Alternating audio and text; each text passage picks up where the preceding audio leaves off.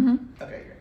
Session 6, marketing and communication, and today we're going to talk all about your message, your voice, the channels, all of those types of things. So we're going to look at these things. People probably don't recognize the difference between PR and marketing and any other things that you need to do. Goodwill, how are you going to let the community know the services that you provide, or who is your target audience? We call them stakeholders in the grant space, right? Who are the people that have some influence or impact on the things that you do? And so who are some of those people? What was the question again? Who are the people that you would consider stakeholders to the work that you do as a community organization? The kids we serve now? Kids, neighbors, Adults that you provide the service to, adults, people you provide the service to. Anybody else? those organizations that you collaborate with. Okay, some collaborating partners. Anybody else? I think our city in general. The community at large. What about the people that fund you? Those are stakeholders. So when we talk about communicating, we need to tell a different story to each one of those groups, right? Like to a person that's coming for service, we need to tell them what? What the service is, what's the expectations of them, what our expectations of us, Anything else? maybe length of time. Okay. How we get them to come? Marketing.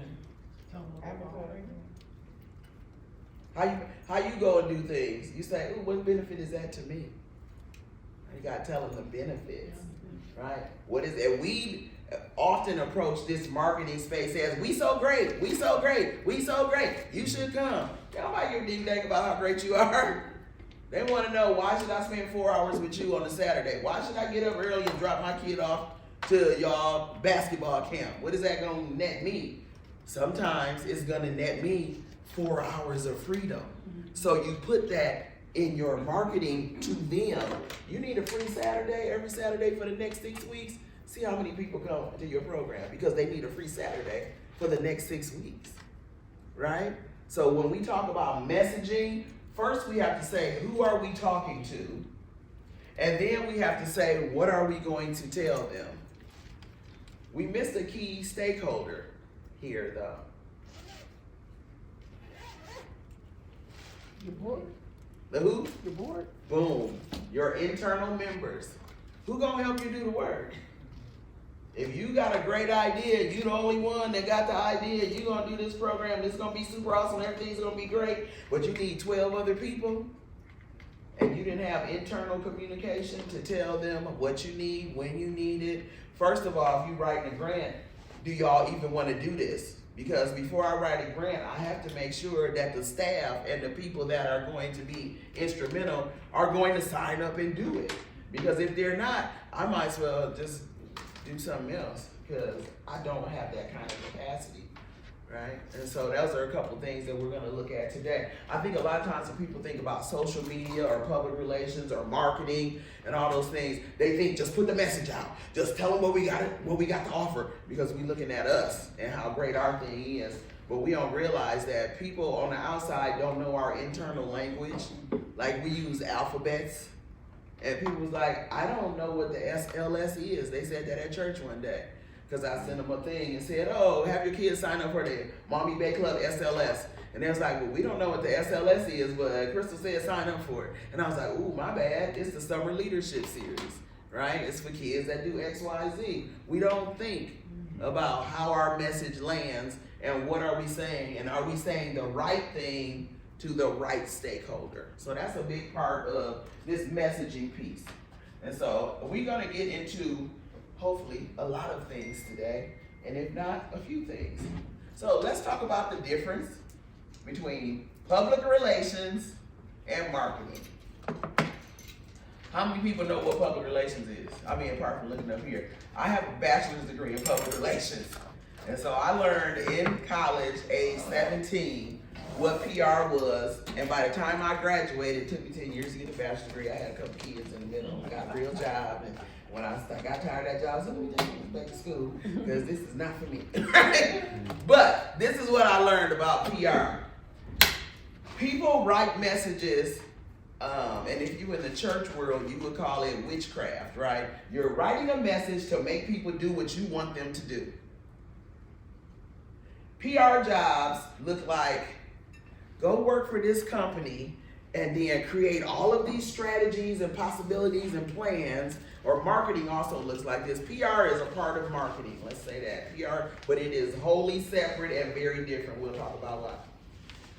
Figure out how to tell them exactly what they need to hear so they get all your stuff.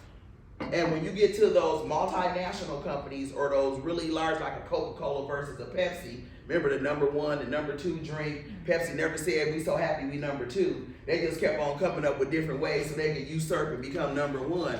I was like, I don't want to do that. I have no desire to convince people to take my stuff. That's probably going to kill them. That is not what I want to do. So I have never had a PR job. But I use PR in every single job I've done. Every single job. Why? Because this is what PR is. It is building goodwill, the handshake. Do the people like you? Do they know you? What do they know about you? What about all your stakeholders? What if your members are at an event and when people come up to the table and you got a lady that could give you $10,000 right behind you, and she's sitting here and she hear you say, she don't even got on a good dress, that look crazy. Are you building goodwill when your members don't realize that every single time that's Kelly, what's flying?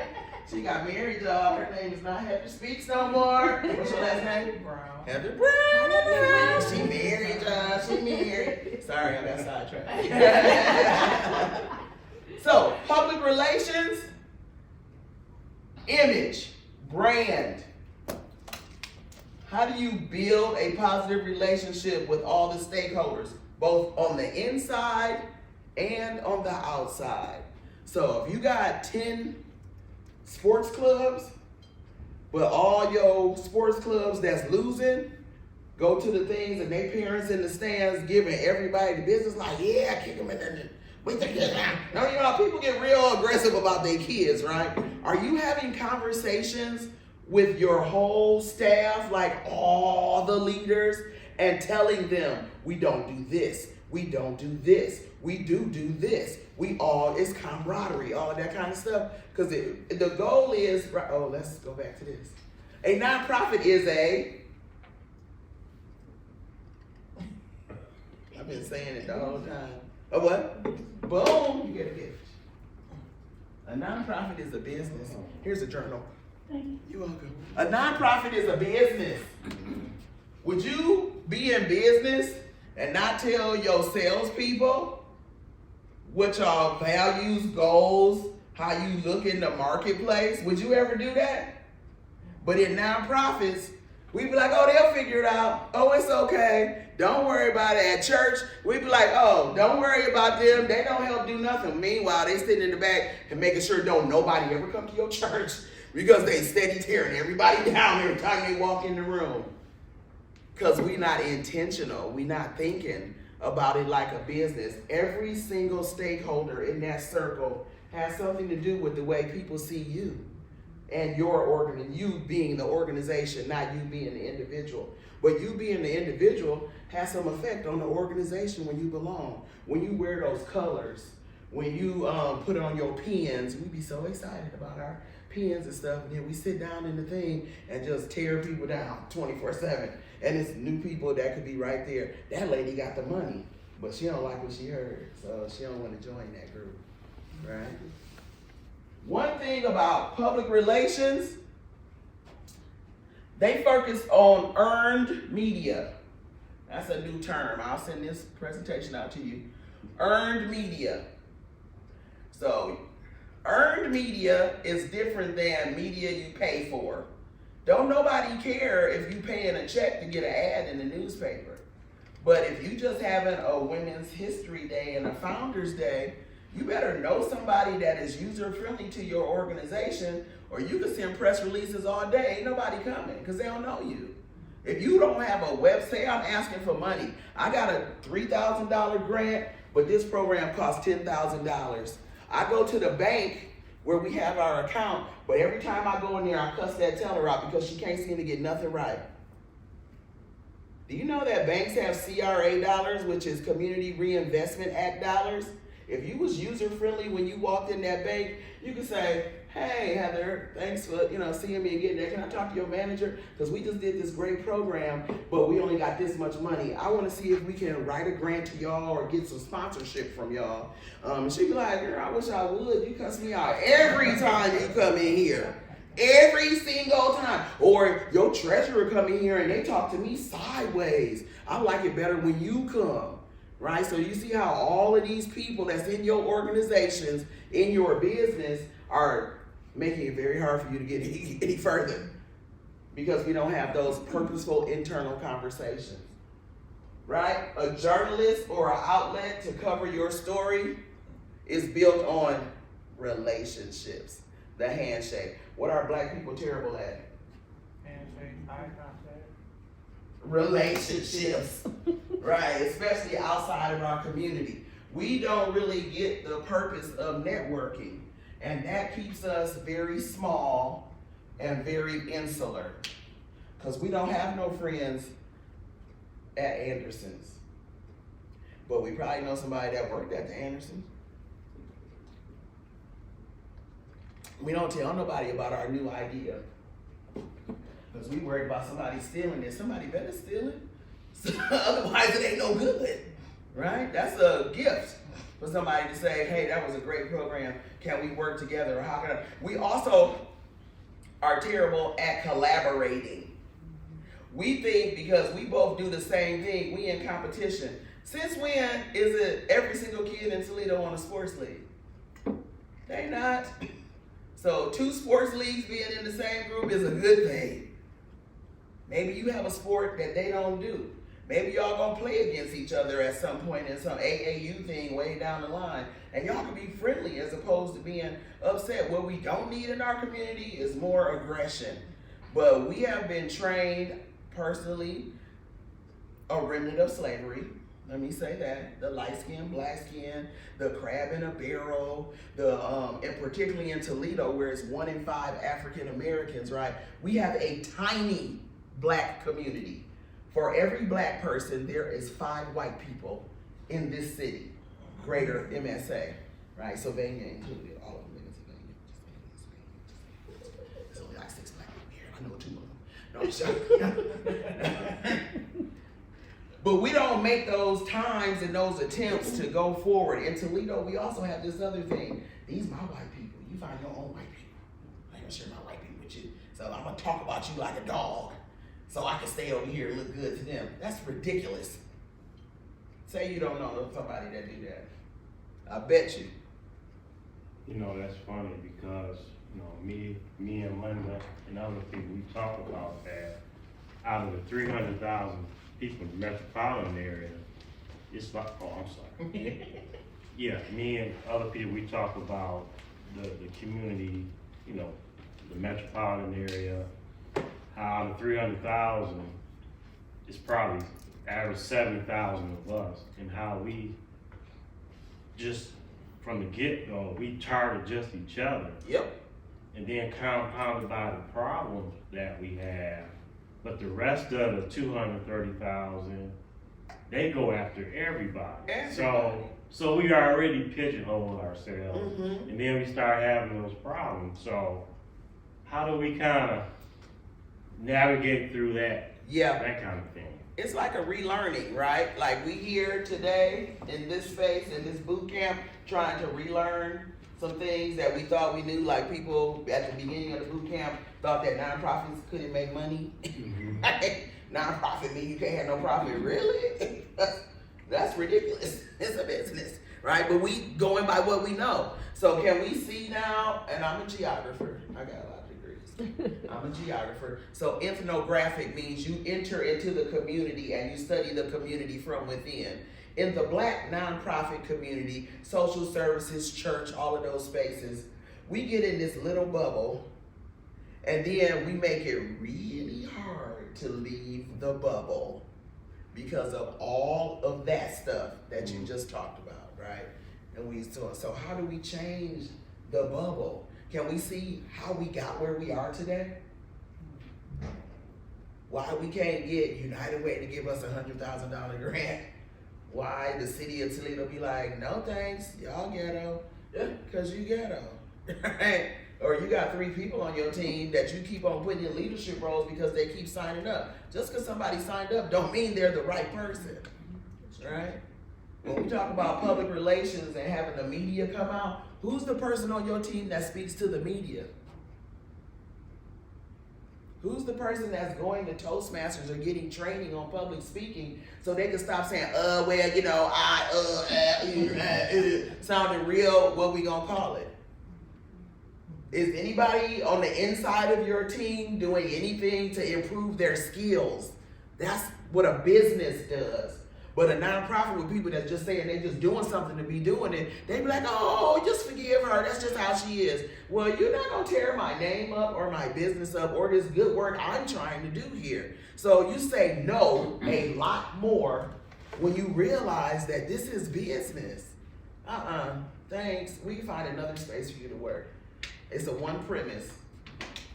Hire slow, fight real fast. Right. If it ain't working, cut it out, because that one person will tear up everybody else.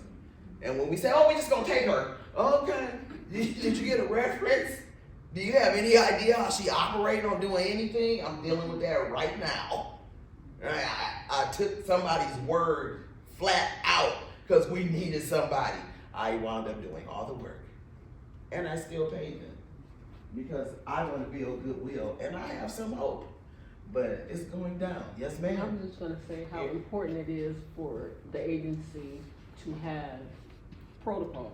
Mm-hmm. To have protocol and for the staff to know what that protocol is. So if Channel 13 just shows up at the door because they're good for that, and so who should you direct them to? Yeah. So you're not looking like you fumbling and looking unprofessional, but everyone should know who to direct that Channel 13 person to when they get to the door.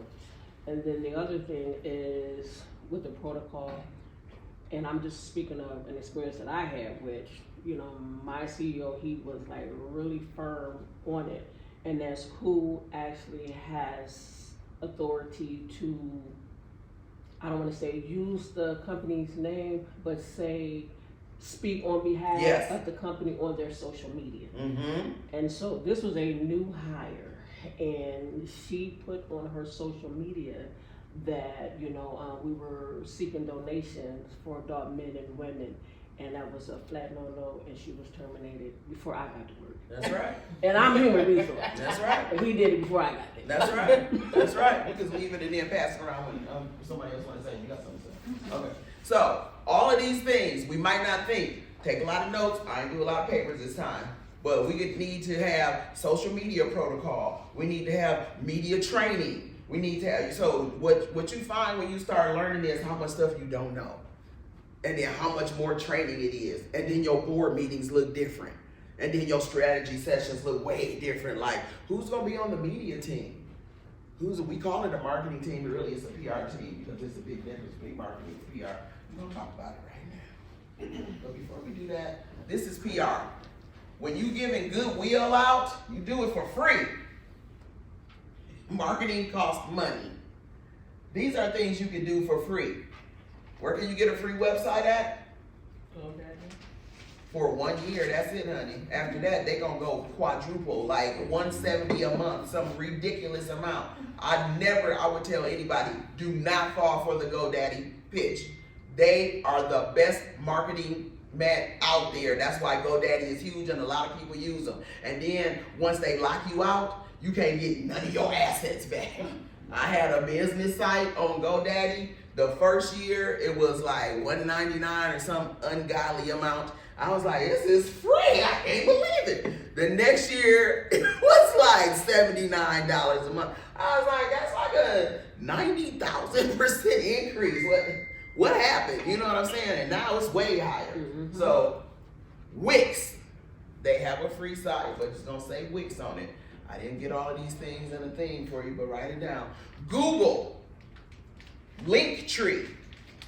You could make a Linktree page and just put all the links to all of your stuff in other areas, and it'll be just fine. And you can just send out that one Linktree page. It's a ton. If you're looking for funding and you don't have a website, you ain't getting it. If I can't find out something about you that's good, that looks appropriate, right, you're not getting the money, because I need to be able to do some research about who you are and see who are the other people that are on your board besides that list you gave me online on your application.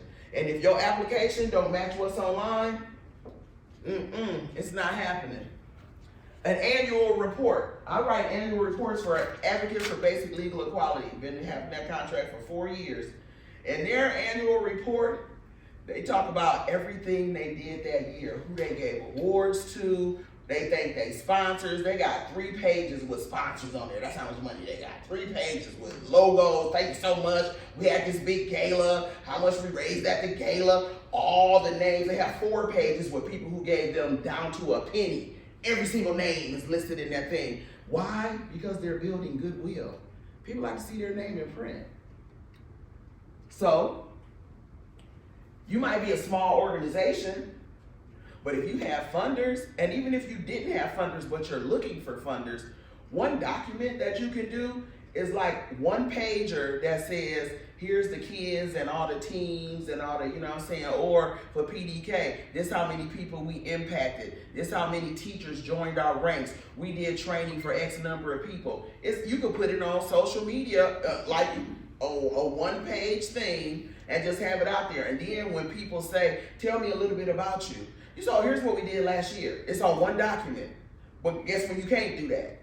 On June the 2nd, when that grant is due. If you don't have it already done, you're a hit, right? You don't have those words. So annual reports, funding applications, that's the best goodwill ever. That's you telling your story, and it's direct, straight PR. Your stakeholder is, I gotta convince that committee of people I don't know, right, to give me this money. So every grant application should be stored somewhere. You can always pull that information out. If you're using it for a particular program, you just retool the program for the next grant, right? You don't recreate the whole thing. Now, most people write a grant and create a program. Wrong. Most places don't fund new initiatives. They fund what you have history and capacity to do. So if you don't have any programs, before you write any grants, create a program. Think about all those pieces. Remember we did with Janae, the meal prep and how we had to do that budget? Think about all that stuff, because another telltale sign on a funding application is the budget. Well, I just need 2 people. We're going to have 350 kids, but I only need 2 people to work it. Everybody going to just come in and work forever. We want to pay them $50,000. And they'll be like, I'm sorry, what? Why would we give one person $50,000, let alone 2? And then you ain't giving no money to the supplies, all of those things, right? So these funding applications, best PR money can buy. Create them and store them, to retool them and keep them. News stories. So one of the documents that you have are 2 press releases that I did on each side of the page. Maumee Bay's press release and Multi-Faith Council's press release. It's a great example of how to write a press release. Big info at the top, all the key info, and then you weed down and then you talk about the org at the end. And that's it. And then those 3 little check marks means end of the press release, right? That's an old standby from back in the day. Milton get lost? Private arrest. Oh, I'm saying, just come around the corner. Oh, Lord, he know. Hold on. The news stories. Hi, Milton. Sign in on that thing. Grab your name tag, and then there's 2 sheets right there. 2 press releases that's there. I sent to the exact same list of people. I have a media contact list.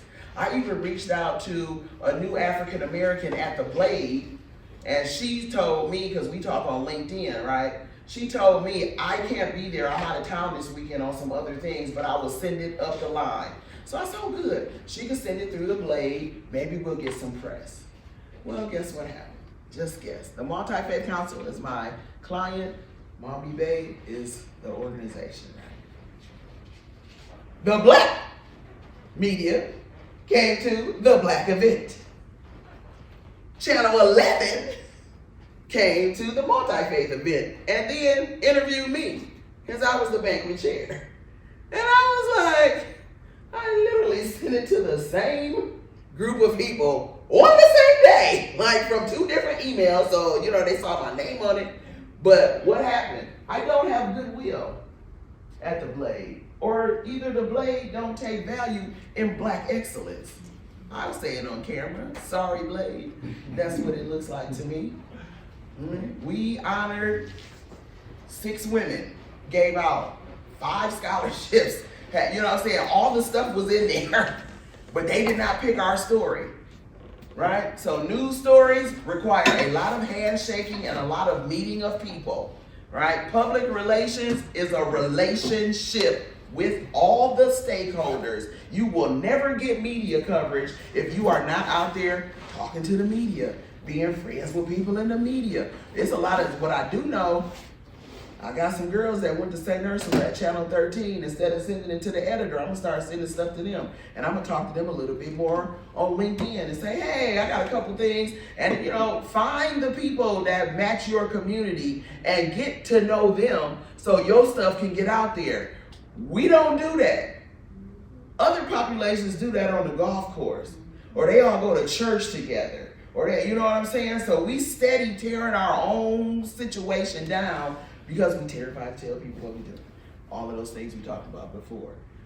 People think blogs are old and they're going away. Some people still write blogs, they write them very well. The problem is if you write a blog, who's gonna see it? If you don't have a website, or you're not putting your thing out there. Is Facebook considered a blog? Pastor? Nope, Facebook is social media. But you can put your blog onto Facebook. You can link it over there. Yeah. So blogs are small stories about what you're doing, or they could be something adjacent to what you do. Like if y'all do kids sports, then maybe you write a blog about summertime activities. Right? Something that the people, them stakeholders, those parents find interesting, and you position yourself as an expert. That's goodwill, right? When they say, oh, those guys over there always share information that I can use. I had no idea I had the opportunity to do X, Y, and Z. That's what a blog gives you. So if you have somebody, a blog could be 300 words or less. That's like 4 paragraphs. You can write a blog. If you got time. Of course, if you only have 3 people on the team and only 2 of them work, you know, sorry, you can't write any blogs. But you may have a parent who loves to write, but you have never considered having a team meeting with the parents and telling them all of these things you need in your business. All of these things. Social media, many channels. We'll talk about those in a minute. Newsletters. Newsletters usually come with links and pictures. Blogs, they usually don't have no pictures in them. It's just some words, right? A little article. Newsletters, easy to do if you take a lot of pictures and you collect people's name. Remember, people like to see their name in print. You have to get releases for people to put their kids in a newsletter or put it out there. So you gotta have those things. But maybe you are spotlighting your board this month or next month or maybe you do a blog. People think you have to do it all the time, like every month. You can set a quarterly blog. That's 4 blogs or 4 blogs. You can set 4 blogs, 4 newsletters a year, 1 brochure a year. You know what I'm saying? These are things that tell people why they should interact with y'all. If I don't know Patricia, then I'm not signing up just because Patricia Face is on there. Do I know anything about Patricia? What does she do? Oh, she got a doctorate degree in public health. Oh, sure. These are the types of things she loves to work on. Oh, I got some things I would like to work on in this space as well. You know what I'm saying? You got to tell people more. But what do? They don't need to know me. I don't got to say nothing. Oh, come to the front of the room. No, I'll stay back here. That's slave mentality. That is slave mentality. No, I don't want to do it. It's okay, sir. Instead of, hey, this is me. This is what I do. I would love for you to come and join me. X, Y, Z. It sounds very different. And these are some of the reasons why we sitting without resources today. A brochure. Canva is a master for many of these things. So if you have, Canva is the ish. I am not a graphic artist. I am a writer. But Canva made me look sweet. ChatGPT is a good. ChatGPT is good as well. I don't know how to use that. Use ChatGPT for inspiration. And when you write things, put the whole thing back inside of ChatGPT and tell them to take it down to an 8th grade level. And they'll change the words. Yes. No, I'm just They'll saying. change. Yes. I do that. ChatGPT is great. It's the truth. It is the truth. It's the truth. However, You gotta learn how to use it. AI is built by somebody. True. Yeah. So they're So when collecting you're all that looking for data. certain things, you can't find it there. True. But on LinkedIn, I had the pleasure of having a clubhouse with the creator of Chat Black GPT. Oh wow. Girl, let me tell you. Now she's overworking herself and she just had a very big setback, but she's working through that space. She is exhausted. She is trying to get as many Black voices to give her input on what she needs to build her AI with so that it is culturally relevant to us. Oh wow. Sweet! She's That's dope. super young. Yeah, that's dope. Super young. So it will be a Chat Black GPT. I don't think it's gonna take her that long. She already had a round of funding and I think she got like 80, maybe 80 million, something like some ridiculous amount of money. Yeah, that's because that AI is Oh, it ain't nothing serious. nice. It's the future. But she's an AI Yeah. maven. She killing the game, but she's Mhm. working herself to a tizzy. I was like, girl, sleep is a priority. Yeah. If you fall, it all falls. We're gonna be back stuck over there with the regular GPT. Chill out Right. and go slow. Take your time, Get a man. team. Yeah. Right. You know what I'm saying? Very interesting stuff is happening. So you might not write well, but you know people that write well. You know what I'm saying? You don't know because you did not ask. So all of your stakeholders, put it out on people's blogs, websites. Put a wish list. When you have your parent meetings, give them a wish list. We need this, and this. But you gotta have it already planned out by having a strategy meeting with the leadership before you can put the list out. Because when you invite a volunteer in, you gotta give them what to do, know that their time is not gonna be wasted, not treat them real crappy, make sure the process look right, all of those things. Listserv. We've had a few issues with our listserv, mostly because I don't know what it is. But listservs are great. If you don't have the money for MailChimp, or you don't have the money for Constant Contact, create a Google list, right, on the group, Google Groups, right? Google Groups is a great place to create a listserv. One of my clients is Reinvest Toledo. We have about 175 people on our newsletter distribution list. And when we send one email, it goes to all 175 people at once.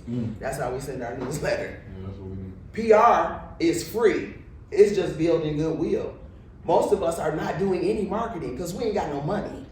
We're doing public relations. Yeah. Right? So get a Google group, learn how to work a Google group, practice on the Google group. I'm gonna say Google 1,000 times. And then last but not least, a white paper. What is a white paper? Anybody heard of a white paper before? You have? Here, let's see. Where's the little thing? Yeah, all right, everybody. It got nice outside. We sleepy. Then they got cold again. Yeah, what's a white paper? With Scully's and So Colts. white paper, in the healthcare space will often take an incident or a new regulation and digest it and analyze whatever that topic is. It's a large read.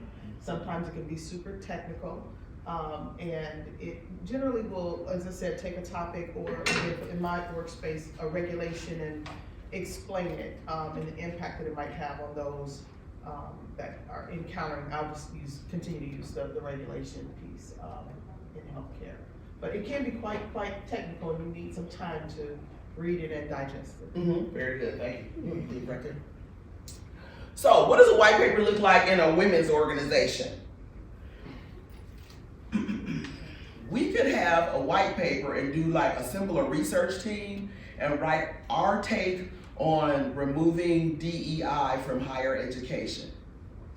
We have people that are credentialed. We have people that have worked in that industry. We can write our white paper, and then our white paper becomes like one of these other documents, like an annual report. When we say, what are some of the things you do? You put your white paper and show the level of research that you can go through and do. What do you do on a white paper for a sports organization? We could have a full discussion about how sports stops gang violence. Yes. How we could stop the entire tide of the 14, 16, 12, and 11-year-olds that keep dying in our city. Mm-hmm. And get some specialists to come in who are probably parents of the kids that are in your organization. And then you put a little piece in there also about why you have a fix to this, right? A white paper is like a big research paper. And it can be 4 pages long, that's big, right? In healthcare, it's probably 35 pages long. I wrote a white paper for LISC Chicago. It was about taking workforce development and putting it through, taking financial coaching and making it a priority in workforce development. Why? Because LISC focus on financial literacy, but they are finding that people that go through like all of these programs for home ownership and stuff, that are workforce development, when they're trying to get a job, they're also in this other program, but they're not tying the two together. And so we talked about how financial literacy and workforce development have to go hand in hand, because we keep giving broken people a good job, and what happened? They break the job and lose the job, then they lose their house, and they lose all the other stuff. Then the kids can't go to college, then they stay in poverty for the rest of their lives. Somebody on drugs, then they just go down the hill from there. So a fix that LISC put forward is this program that they're selling, and they don't sell it, they offer it, but they qualify people before they put them in it. We want to be your financial literacy partner.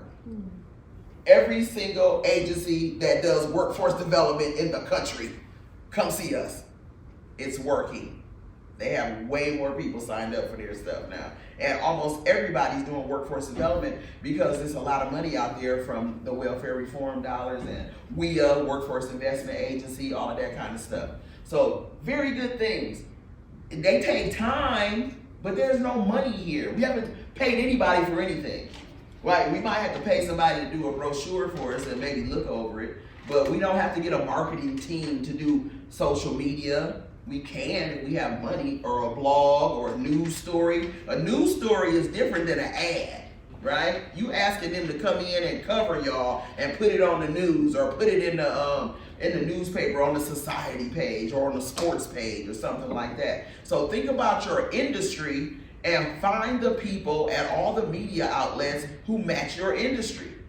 And then when you do a press release, did you get those 2 pages up there on the table? Yes, ma'am. Yep, one of those is 2 press releases. So you have a sample copy of a press release, and you just create that press release, and I'll email everybody the media list, and then you can start sending it out. But you need to build your own media list, right? Because I don't know nobody at the radio stations no more. You know what I'm saying? Sometimes they'll call you in. I didn't put radio stations on here, but that's also a place where you can get some goodwill, a free thing to have somebody come out. Now we move to marketing. Marketing encompasses PR and advertising. But when you say marketing to a marketing major, in my executive MBA, I focused on marketing. I told you I've been in school for a long time, did a lot of stuff. Marketing indicates payments. Any marketing person is going to ask you about a budget, right? Marketing costs money. So you're not doing marketing, you're doing PR, because we don't got no money, right? Marketing is only focused on one thing: selling products.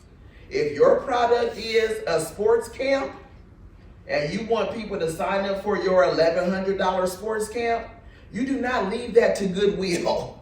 You get an ad or a billboard and you say, this elite sports camp is coming with pop up all the big name people that's gonna be there and a link to sign up today.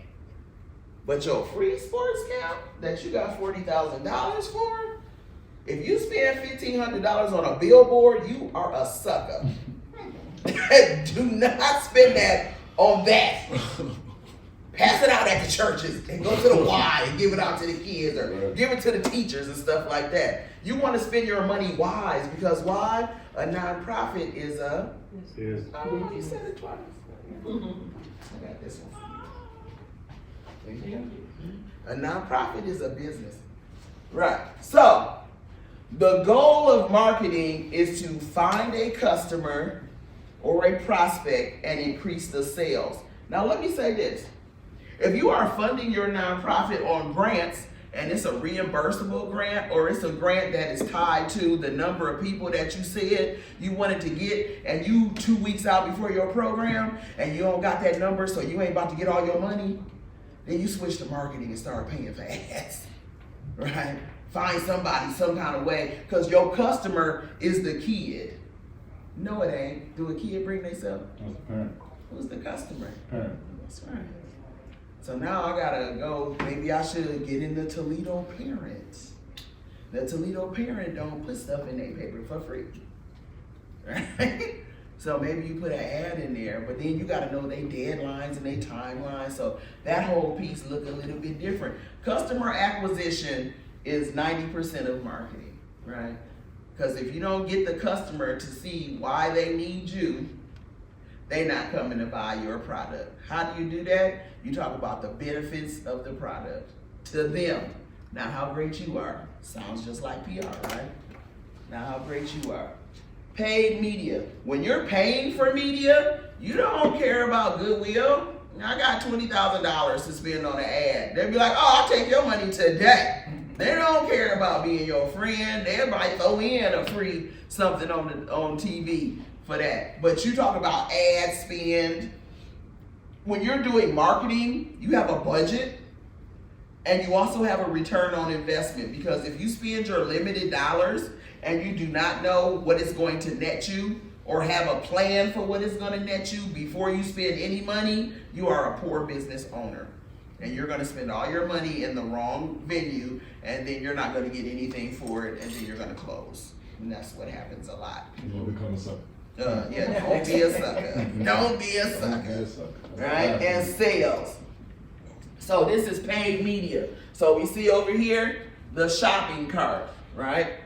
Where PR is a handshake and relationships, marketing is money and shopping and products. So what kind of things go into marketing? I think she walking in and down. Jesus is good to me. Marketing mix. You can have a website still for marketing, but your website, when you're marketing, has a sales piece on it. Because you want people to be, hey, how you doing? Come on in. Your website, is, when you're looking at marketing, is different than your website when you're doing public relations. You have a link and a page, and everything drives you to buy this product, right? Your social media also, I'm going to switch my computer out. We can just pop them in there. Oh, you're fine. Okay. All right. So, social media, also customer focused. Very customer. If you're selling something, you're talking about the benefits of the product, and what happens in social media that does that, it gets very irritating very fast. Now, TikTok, Facebook, a whole bunch of places been TikTok shop, right? That's marketing. They paying for that. Yeah. Right? Sometimes they get you, and sometimes the foreigners get you. Because this just happened to me. I thought I was doing something, y'all, and bought some torrid clothes for $2 and $3. And I was like, that makes sense, because it's the change of seasons. Well, my fraud alert on Sun Federal, when I pushed the button, sent me a text message. Bing! Then 2 minutes later, they called me. Bing! Did you just pay $38.46 to West Hong Kong so and such? I was like, no, I bought some stuff on Torrid. They was like, we're canceling your card. Because on social, and I call myself a very savvy shopper. This year, I have been whipped by the financial technologies, been whooping my ass. I'm taking a beat down on it. I feel very old. They getting us out here. So social media moving to that marketing space look like we say we doing this, but really, remember I talked about that PR thing, right? Really, you trying to get them to do this. So you telling them all the things they want. Big girl, cheap clothes. No, my clothes cost $70, and they got one for $4.99. Ding! I got like 12 things. It was at $38. And I was like, I'm gonna just put my card in there. And I was like, this is probably a bad idea, but I did it anyway. Ding, ding, ding, ding. That's marketing. Talking about the billboard already. Commercials. When we talk about ad spend, I know a guy, he does ad spends. His lowest one is like $45,000. $45,000. $45,000 for like 6 30-second spots on Channel 11 at prime time. That sounds like the Super Bowl. Listen, no, the Super Bowl is $1 million for a 30-second spot. The Super Bowl, yeah, killing you. So commercials. Now the 3 P's of marketing are product, price, and placement. Right? What is your product? How much does it cost? And where are you trying to sell it at? So marketing is very different than PR. We ain't talking about price. We ain't talking about placement when we trying to build goodwill. We just want people to know how we can help them, right? Promotion is another one. Oh, it's 4 P's. I'm sorry. I said 3 P's. It's 4 P's. Promotion. How do you get it out there and how do you make them sales? So another space would be a trade magazine, right? So a trade magazine looks like this. I'm in the healthcare industry. It's many organizations, national organizations, accrediting places where if you selling something like a training, you're gonna put it in the trade magazine and try to get the trade magazine to write a story about you. You ain't gotta try. You just gotta say, we'll pay you $10,000 to write a story about us. They'll be like, we'll take your money all day long. We'll get you in the December issue because we got 17 other people in front of you because they thought about this last year. Right? Trade magazines, huge space. Radio spots, like that ads on the radio spots are not as costly as the ones on television, but they still cost money. Now, being able to get to the radio station and have a conversation with Fred Lefevre, you know Fred Lefevre on WSPD, he'll put anybody on his radio station. I like Fred, he's pretty cool. I went on there and talked about social media, talked about the multi-faith pound. I've been on this show a couple times. So Fred Lefevre, he's a good dude. WSPD, that radio station got a lot of older people, a lot of men listen to his station. So if you are selling or you have a service that you are trying to attract more men to either purchase or come in, maybe y'all need coaches, sports leagues, talk to Fred Lefevre, WSPD, and see if you can come on and tell them about your program. And then you want to put in a pitch for anybody that would like to coach X, Y, Z, and W sports. And he will usually get some play that way. And then newspaper ads, right? So that ad piece again. So marketing, different than public relations. We got goodwill, and then we have sales. That's the difference between those two. We started a little bit late. Oh, thank you. I said you got me. I thought you were saying I'm coming to take over your spot. Thank you, my dear. Everybody, this is Jerica Brown. She's going to present the second half of the meeting today. Now, marketing mix and PR requires both of these. I read one article and it said, oh, now it's actually 7 P's. It's 4 P's in marketing, but it's now 7. People, process, and physical evidence. So we talked a little bit about these people on the outside. We said a little bit about the people on the inside, right? But who are the people that's doing the work and the people that's being worked on? What is the process and what is the physical evidence? So all those assets that we talked about will be physical evidence.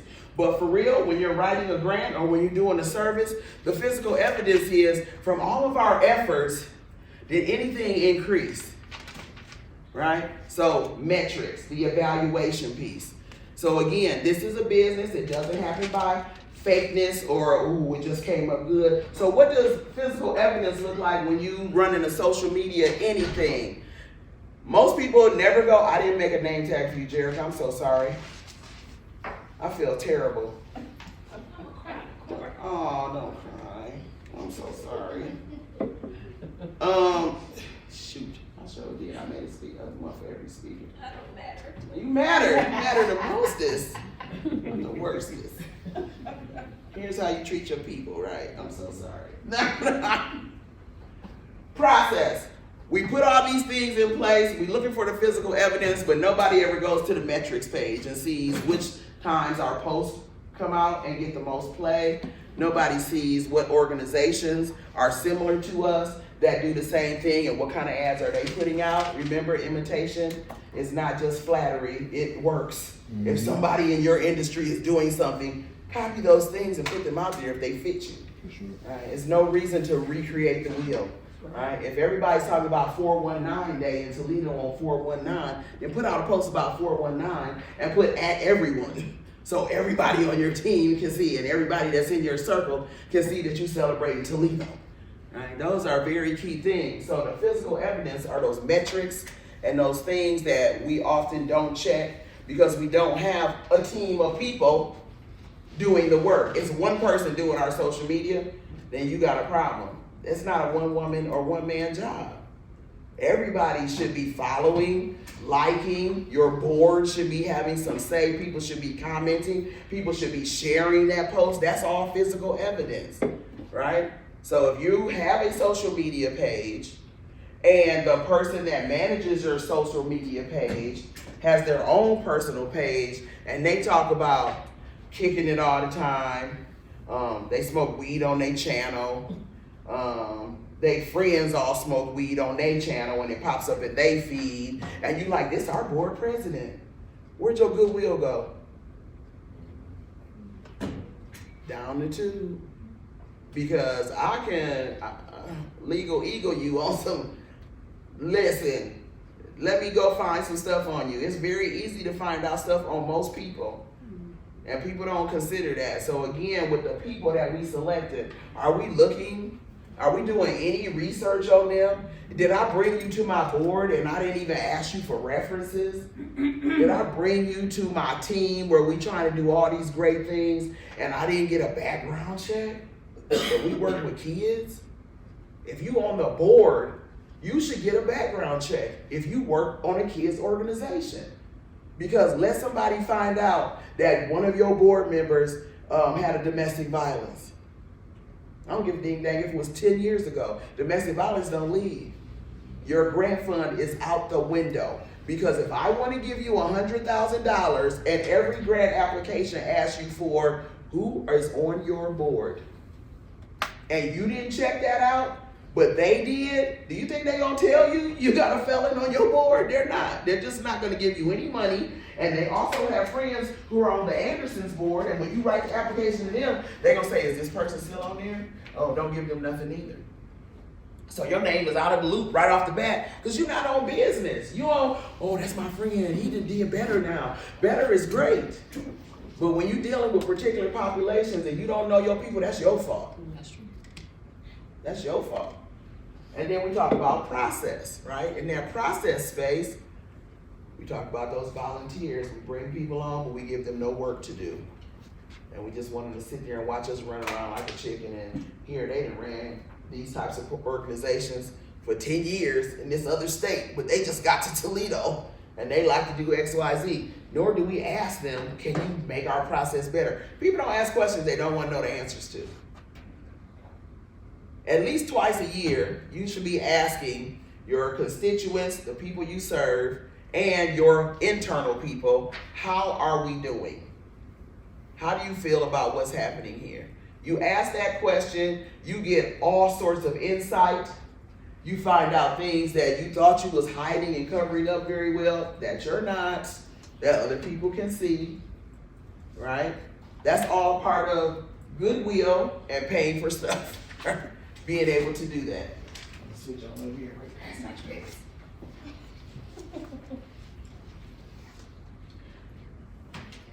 There it is.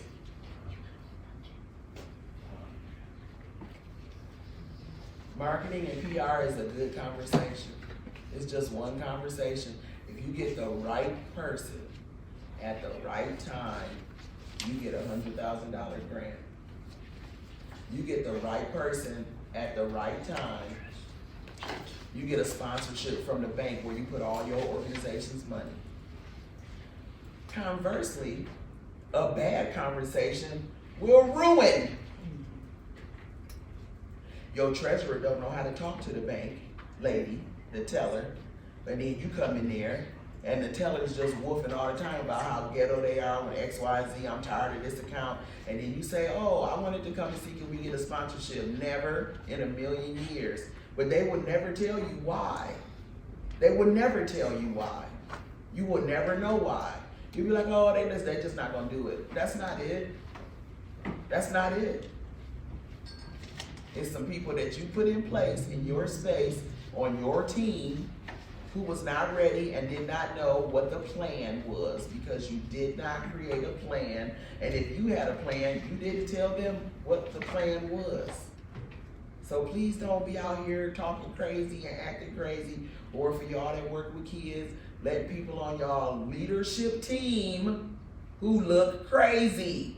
If you just did a board election and nobody checked their social media pages, got a reference, go back and do it.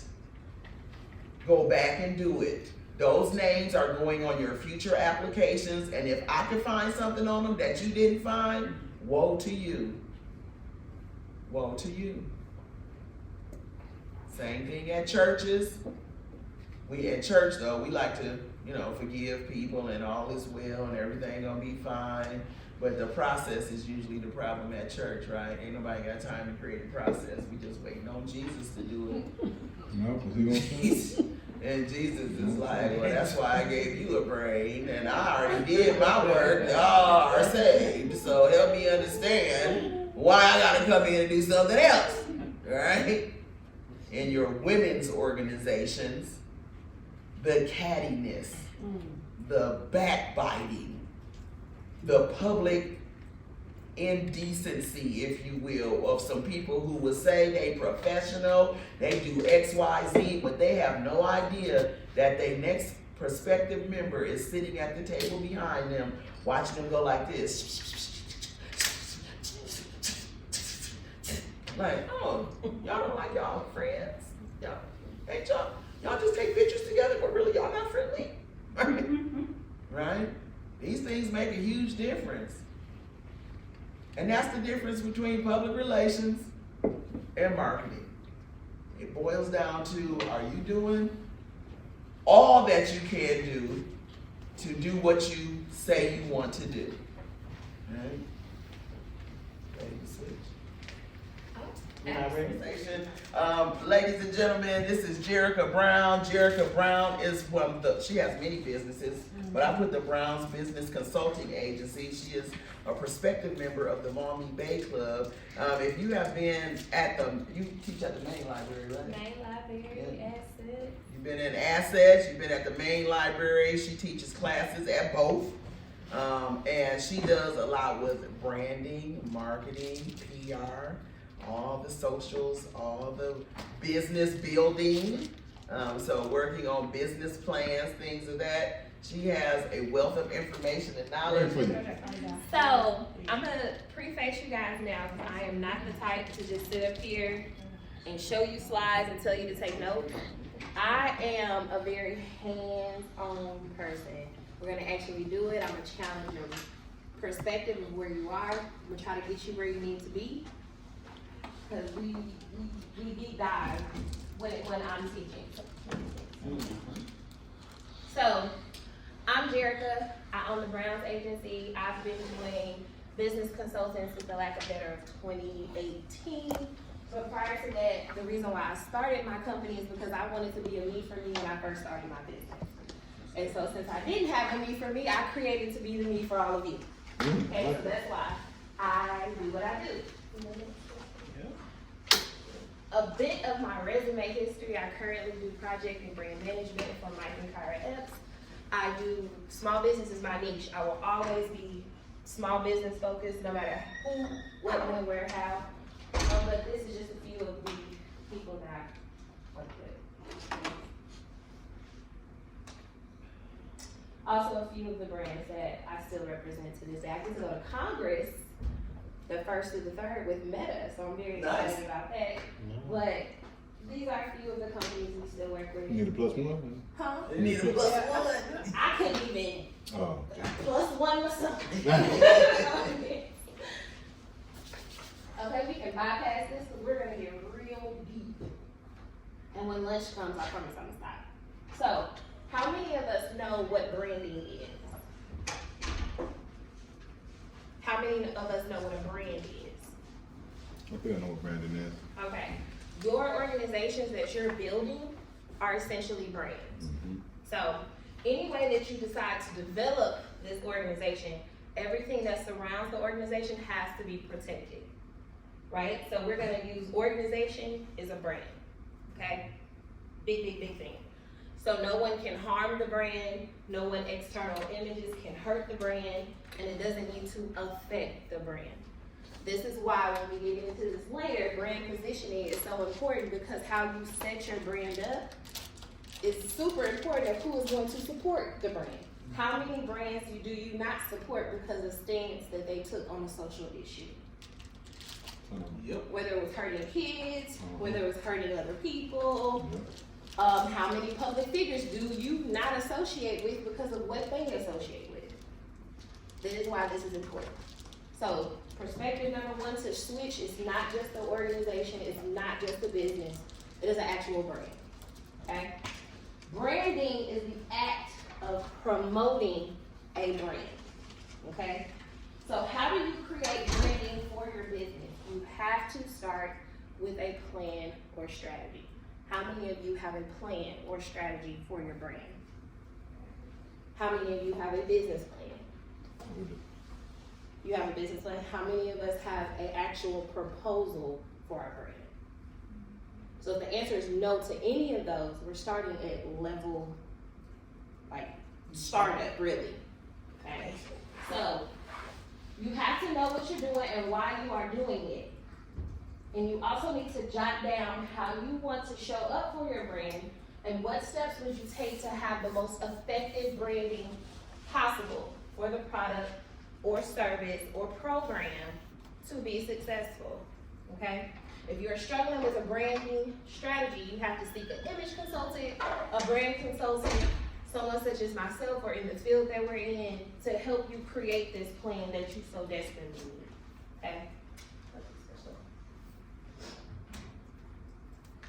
Okay, so when I say the color red, what's the first thing that comes to mind? Just throw out some things.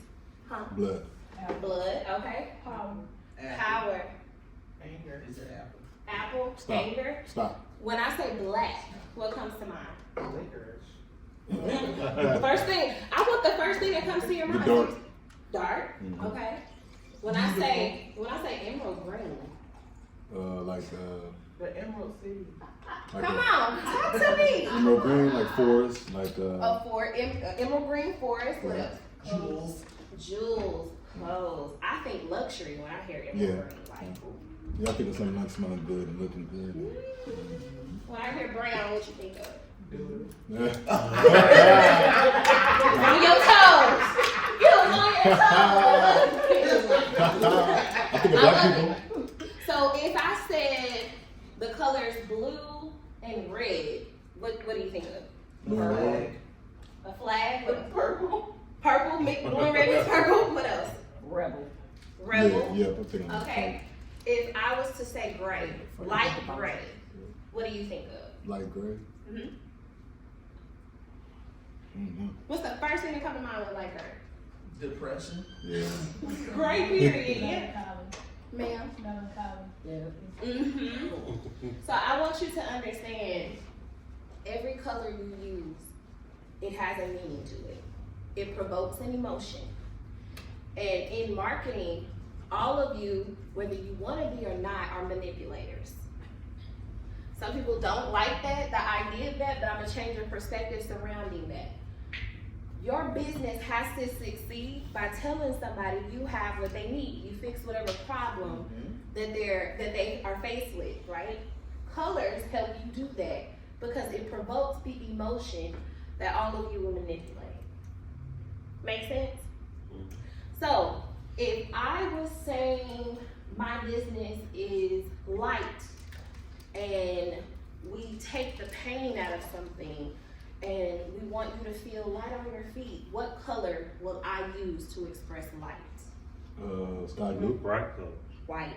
Oh, right. I'll use a white with a lighter gray to show that even if it's something dark, we still take the light out of it. Do you see where I'm going? It's kind of painting a visual picture. Mm-hmm. That's what marketing is.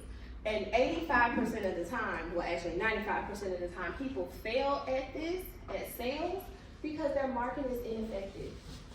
You're not conveying the right emotions. You're not manipulating the right conversations for people to actually know that you are in the field that you're in. So that leaves us here, right? I see this a lot. It bothers me. Your business name will be one thing, and your email for your company will be your personal email. If the business is life insurance, and you're educating Black Americans on how important life insurance is, and the colors are light and airy, but we also have a serious color in there, a little dark, to let you know that this is a serious situation, but we're taking it lighthearted, and your email is hotwax74, I'm going to lose my mind. Hot wax. I'm gonna lose my mind. Hot wax and hot box. I was surprised with how much I said. And I asked people, I said, what email are you using for your business? And I look at it and I'm just like, that's the one that you chose? So you'll have, most of us don't even know that we should have a color palette. Now, Crystal, we're gonna do a little social experiment that I love to do. Somebody think of some really, let's say, I'm in financial management, okay? Let's say financial management is my business, and I use, what colors do you think I should use to communicate financial management? Green, gold, and cream. Green, gold, and cream. Okay, Crystal, can you go to Google University, please? Somebody give me a really ugly color that they don't believe goes with their color palette. Brown.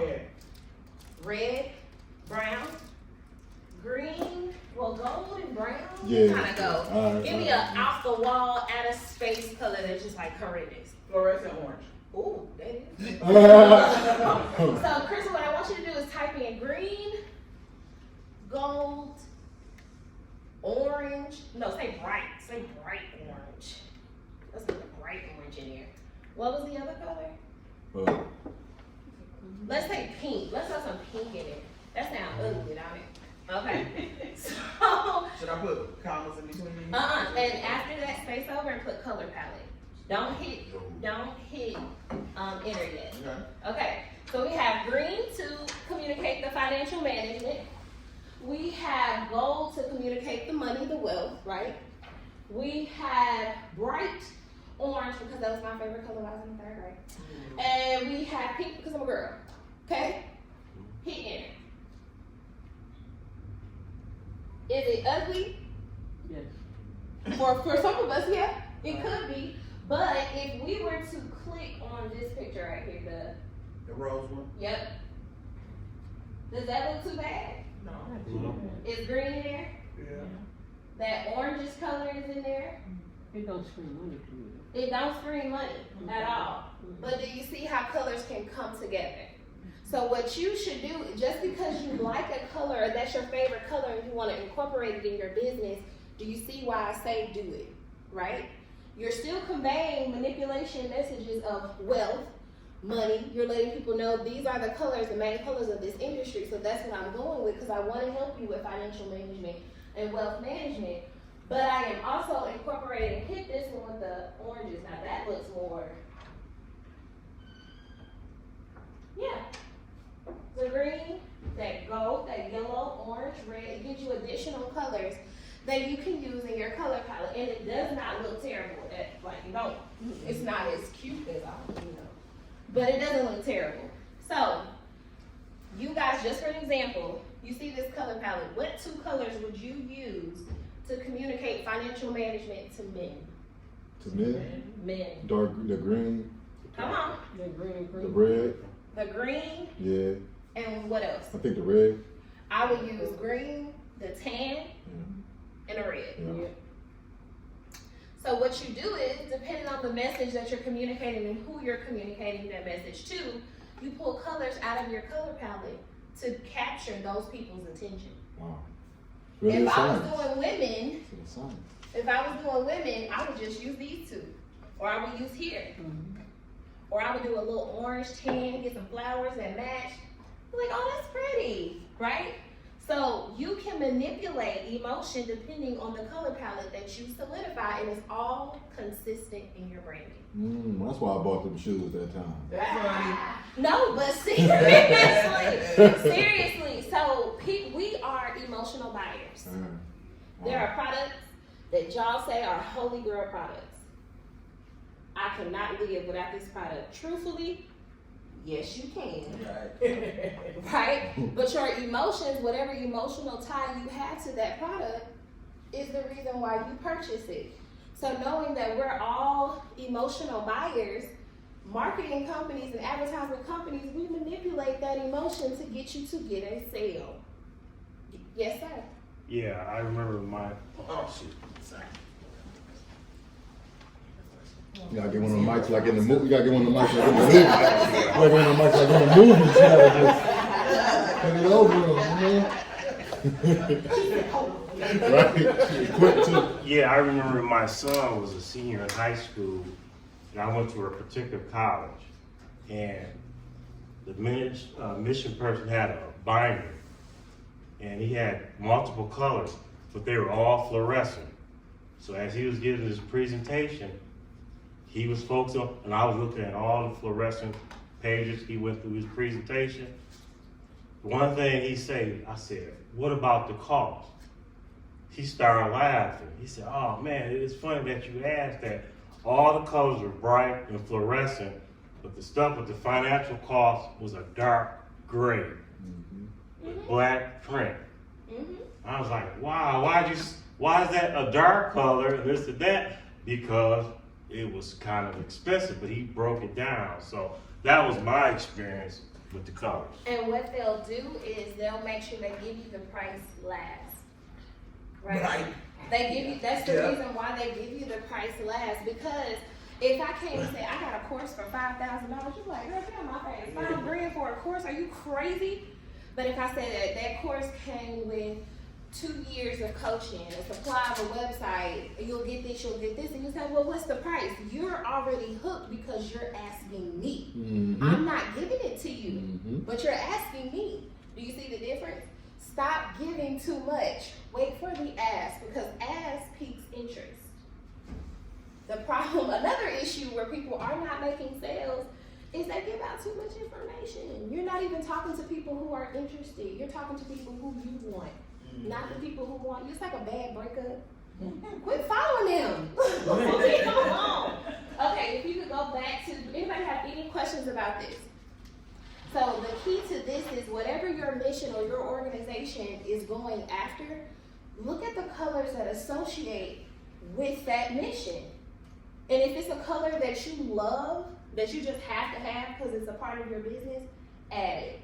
Okay?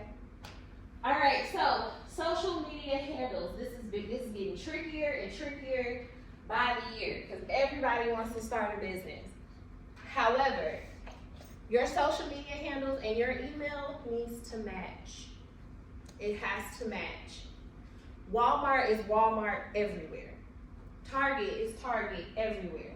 You don't have to guess what their name is anywhere other than the building. But what they put out is all consistent, right? So if I was,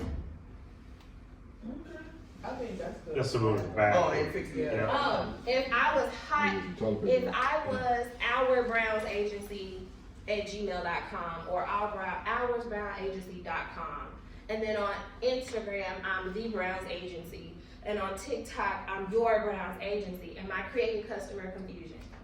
Yes, indeed. Yeah. For sure.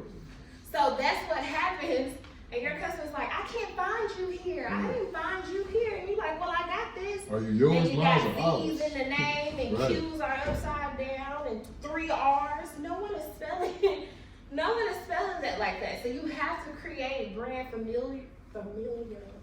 Say the word. There it is. You have to create awareness of what it actually is and keep it consistent, because no one is going to look for anything other than what you say it is. And if it's not common where they can actually spell it, they're not going to find it. Okay? I gotta switch some stuff. Call me. Okay. Oh, go back. A pop question. The average American reads on a blank grade level. Fill in the blank. 3rd grade. 6. Okay. And the average American comprehends on the blank grade level. Kindergarten. 3rd grade. Now, have you ever had a conversation with somebody, especially about your business, and you're explaining something, they looking at you like, Yeah. if they give you that look, they didn't understand not a nothing you just told them. So hit the slide, Crystal. The average American comprehends. Oh, I was close. You were close. They comprehend on a 5th grade level. Oh, that's why they had to show you smarter than the 5th Are grade. you smarter than a 5th grade? Oh, that's marketing too. Because most people aren't. Most people are. The average American can read on a 7th grade level. This is why, or even on a collegiate level, we have to bring it down, break it down, so we can comprehend. Does that mean that you're slow? No. But some people's ego communicates that. But if it's simple where people can understand, you're in the money. So if you have a 10-year-old and you're telling the 10-year-old all of your business and the benefits of the program and what the program is, and they're like, you just missed 85% of the people who will actually be interested. Ain't that crazy? That's insane, right? So, even in arguments or heated debates, do you know that actually goes down by 2 grade levels when our emotions are heightened? Wow. So if you're having an argument, psychology states, if you're having an argument with your significant other or your child, that 5th grade level went down to a 3rd grade because the emotion is heightened. Or that 7th grade level, that's how not to put nobody out there, but that's why when you send that long text message and he done scammed through it and responded, you like, I didn't even say that. Because now his reading comprehension Got you a 3rd grade. That's all it is. went from 7th to 4th. Isn't that insane? So imagine if you put out that's crazy. That's blowing my mind right now. Now, I've even used it in our effective communication patterns to say, okay, well, you're heightened at this moment. You can't hear what I'm saying. Let's take a break. Because I need you to really comprehend what I am saying. Okay? Y'all use that, it'll change. So, you have to know who you're talking to and speak their language. If I'm in here and I say, well, the 1099 for S Corps, you need a K1, you gotta file this by the 15th, so the IRS doesn't send you the 10, and you probably. She said DD 214. Well, some people will get it. How many of y'all got what I just said? I did on a small level. I'm on that 5th The grade insurance guy, right? No, military. No, military. Okay. That's military. No, yeah. Yeah. Definitely. Right. So, who you're talking to and speak their language, that just went over all of you guys' head. But if I said an S Corp is a form of a corporation, and that's usually the next step in an LLC. After you get an LLC, you'll go to a C Corp, and then you'll go to an S Corp. And really, C and S is just the IRS codes for filing. Did you comprehend that? For sure. Versus me just throwing stuff at you. So you have to know who you're talking to and speak their language. Okay? Next thing is you utilize different verbiage for different conversations so your message can advance your business. Meaning what I just did is explain the 3 different steps. I started with something that you can relate to or hear so often. People beat down the LLC word. That you hear so often. I took where you were familiar and I built upon it. That's what you have to do in marketing. Okay? How many of us have went on social media and someone was having an event and the event said free backpacks for kids K through 8. Yep. And your child was going in as a freshman in high school and you're like, that is not for my baby. But actually they had college programs there for those kids, or career advancement or summer programs that those kids do. Would you have known that? Nope. Why? Because it wasn't Stuff advertised. that what they didn't have for you. Exactly. So the thing is, you have to, when you guys are putting things out in media, customers only say 100% of the words you use. No one is going to assume. So just because you think your communication is effective and you think you're creating something that is actually effective, if you're not saying those words, no one is going to assume, because is it fair for someone to make you assume? Like, girl, how was I supposed to know that that event was for my 9th and 10th grader? It did not say that on the flyer. So of course we didn't come, right? Because all I have is high schoolers. This was targeting K through 8. You're gonna miss the mark. So I see a lot of people complain about no one came to the event, and well, how were you talking about it? And who were you talking to? Again, bad breakup. We chasing after people who really don't want us. Let's break up with them, okay? Chris will go next. We talked about that. How do you speak to a 10-year-old? I don't know, because they kind of speak on our level nowadays. So they asking me, well, what did y'all do after y'all got married? Girl, none of your business. Go find you some kid business. So they're speaking on you. It was clear. Yeah. It was clear. Exactly how It you was talking. clear. No. Well, if you said, well, after we got married, we got a 401k and we went down, and that baby gonna look at you like, well, what is that? You got a lot of more questions coming after that. But in general, when it comes to our events, products, services, and programs, no one is gonna ask clarifying questions. They're gonna take it at face value. Yeah. Okay, so you need to speak clearly. Use words that are easy to understand. Show examples that correlate with what it is that you are saying. And these are pictures with no words. But I want you guys to tell me what's happening in these photos. He looked like he giving It's a away grocery free store. coffee. You said what? Yes, we're open. Okay, it could be a Coffee it could shop. go with Like a Starbucks or something. a free coffee, discounted coffee. She looked like she got some candy or something in the background. She looked like she's taking inventory. Yeah. So maybe they're come in, we're fully stocked, right? Right. It's so many different words that can go with each of these pictures, right? She's hardworking, dedicated, got some of the orders in the background done, and she's currently working on new ones now. Designs going out next week. All orders will be sent out next week. Does those words correlate with the pictures? Mm-hmm. They can correlate. It could really be whatever you make it to be, Yeah. but it has to be clear. So if you see, or if you have usually when you have a problem, you want to use the words or use the pictures that help you communicate the solution. Okay? Coffee shops open, come in, small business were open. Just depends. Go next.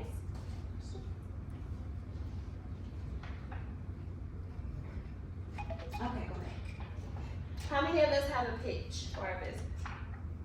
Don't get quiet on me now. We've been talking this whole time. Yes, because I told them nonprofit is a business, so we saying the same thing. When you get ready to tell somebody about your org, How many of us have a pitch? Come on, don't fight me all at once. Uh-huh. Nobody? How many of us want to create a pitch right now? Well, I do, for sure. How many of us want to wait until after lunch to create your No. pitch? we eat. Lunch ain't here yet. Okay. Keep it I was trying to see who was engaged. Keep going. You know, I'm gonna be For the transparent. homeless a pitch? Help for the homeless? That's a tagline. Or it could be, depending. So you're actually going to create a pitch today.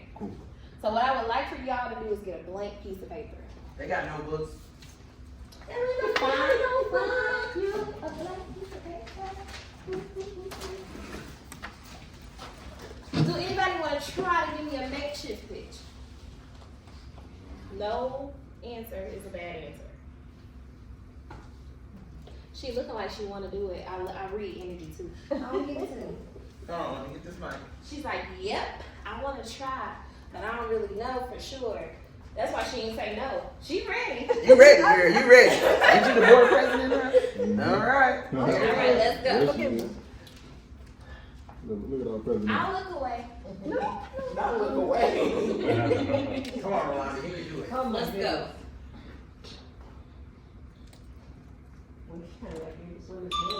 Would you like to have a 5-week free Saturday, bring your kids to our summer camp? Got it? Come on, keep going. We're going to provide your children with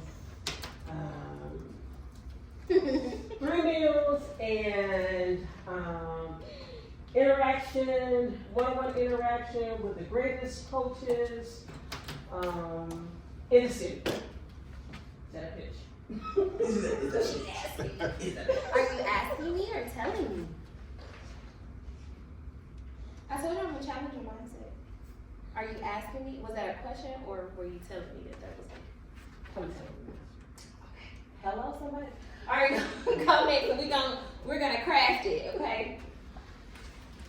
So I had the same pitch since 2018.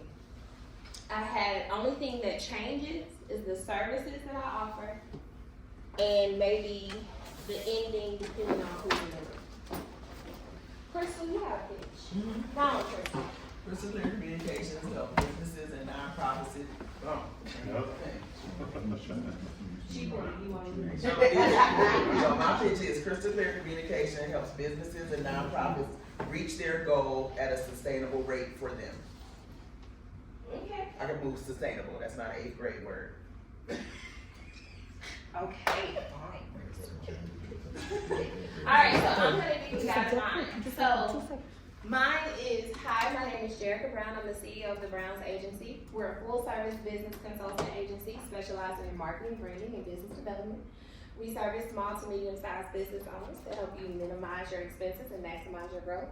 If you're interested in a free consultation, visit our website at www.thebrownsway.com, or you can follow us on Facebook and Instagram for educational content. We can't wait to help you thrive. Nice. That's my whole pitch. I got work. I've been saying it forever. Wow. And the only thing that changes, if I'm in a room full of business development, I'll say craft your business plan, or I'll throw some other service in there, or we have mentoring, so I'll throw mentoring in there, or if we have a discount on coaching, I'll throw that in. I have a question. Okay. Is there any type of setting where like social media is kind of like not exactly? Tell me what you mean. I don't know, cause like for some people, you know, social media for it is kind of frowned upon. Really? What? I mean, I'm saying, in what setting have you seen I'm it? just thinking like you know, like big professional people. I don't know. I could be wrong. No, they on Facebook too. I mean, cause to me, my little Facebook bubble, I don't really see it used for business a lot. Like Facebook and Instagram, depending on how you use Instagram. So do you want me to tell you why it's not being used a lot? Yeah. Because people are ashamed to send people there. Because of what's going on If I don't have anything on my social media that provokes you buying there. anything, I won't why promote am I it. sending you there? Yeah. There's nothing there to promote. For There's you to nothing see. there Yeah. for you to see. Yeah. So if I'm a business organization and I say, well, we are collaborating with other major businesses, right? And they go out there and they see me with my kids, why would I send you there? Right. And then two, so in a smaller corporation, how we collaborate and connect is through social media. And so most people are misusing social media. Social media is a tool. Yeah. It is not a part of your business. Right. Right? So if you don't have anything to say, or if you don't have anything going on, or if there's no reason to provoke any emotion to get a donation, a sale, purchase a service or a program, then what are you posting for? What if you guys came to me for business development and looked at my social media to find the educational content that we do put out, but what if you went there and it was me and my husband on vacation? Are you coming back? Nope. Like, our husband today got nothing to do with, let me click off of this. That's what happens. And a lot of people are using their personal pages. A lot of people are using their personal pages to promote their business, and like, well, I don't. Cause then I get nosy, like, oh, this your personal page. I'll be like, This whole comment irks the deepest part of my spirit. I can't get no one to go to my business page where your whole business is on your personal. So why would they go? Right, they don't like you personally, that's all it is. It ain't nothing about your business, it's But to be personal. honest, think about it. If I'm coming to you for business, do I honestly care about your personal life? Yeah, I don't. I mean, and depending on what it is. If I'm coming Right. to you for services, I got you. if I'm coming to you to donate to your organization, people use your personal pages to fact check Right. who you say you are. Yeah. I don't care about you. I care about the image you put out. I want to see what your business offers. Why should I have to go to your page to see what you offer when I need to understand what the business offers? Yeah, Right. You are not your business. They are separate. yeah. So let me ask you guys a question. When we are selling products, what are we actually selling? Ourselves. Benefits. Benefits. You are not selling yourself. People use you to fact check or tear down, but you are not selling yourself. When you're selling a product, you're selling the benefits of the product. I go to the same person to get my hair done because she twisted and tightened and flipped it the way that I like it, and I'm gonna keep going to her because of the benefit that she provides me, because I ain't gotta get my hair again for another 6 weeks. Right? But do you It's like? a benefit. But do you like her? Love her. So you go to her for her too? I don't know about her personal life. Right, but you go to her for the person that she showed you that she was. I go to her for her skill set. Oh. But if she So was- what I'm trying to get you to I got see is when you separate your knowledge from your personal life, Yeah. you market the knowledge. Yeah. The personal life no one cares about. Got you. I don't care if she went to jail in 2018. That ain't got nothing to do with her doing my hair. Right. Right? The benefit is what I'm going to her for. So when you think of it, even though people are like, I'm selling myself. Now, the only way that that is true when you are the brand. Yeah. Now then that's true. Because as you see on social media or any other media, people are digging into folks' past life, what they did, what they said, what they did to their kids. Because all of that matters if you're putting yourself on that pedestal. Mm-hmm. But you are not your business. Mm-hmm. The benefits are the business. Does that make sense? Yeah. So, with that, everybody except Crystal, when we're selling a service, what are we selling? You cannot choose. A benefit. You want some water? She was trying to help y'all. I saw it. Caught it at the peripheral of my glasses. So you are not selling a service. What are you selling? Manipulation.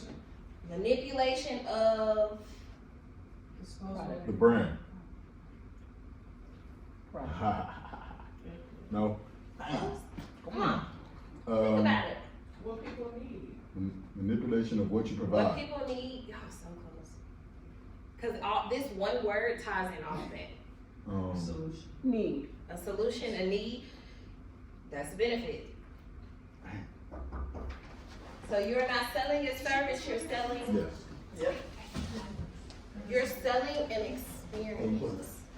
An experience. Like An a Mercedes experience. experience. You're selling an experience. And I'm gonna tell you how you're selling. I'm gonna tell you how you're selling the experience. Because the experience, my needs are met. Experience, you're manipulating an environment that is making me feel like I can be productive or whatever the word is that a person is walking away with, right? You're solving a problem for me. You're fixing my solution, but you're giving it to me in an experience. Make sense?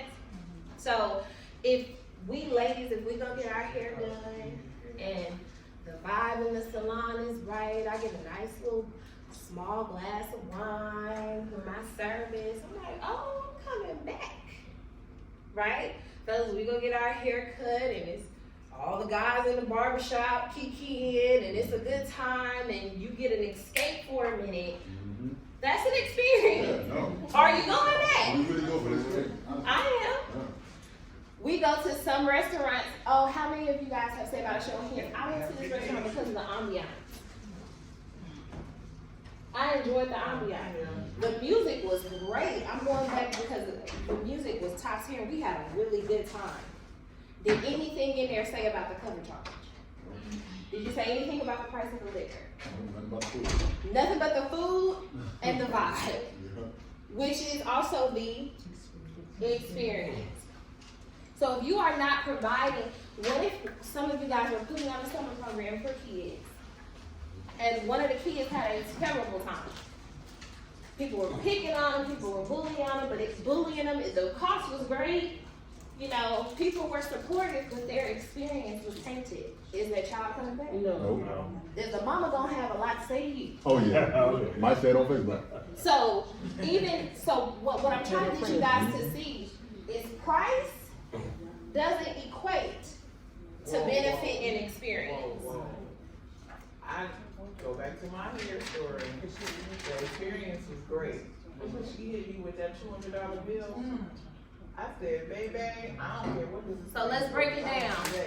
Let's break it down. When did she hit you with the $200 At the bill? end. At the end. No. You got it. You got it. We all know. So she hit you with the $200 bill at the end, right? Did she tell you you get a discounted service? Was it your first time? Yeah. Okay, here's where she messed up. Let's use that though. Let's use that. Here's where that young lady messed up. Because as her coach, I would tell her, you messed up and you need to make it right. That's what I would tell her. So what happens is we'll get a first time experience. I would automatically give you a discount. If it is a luxury experience that you're receiving, you would have got a discount. Do you know why I would have gave her a discount? She's gonna come back.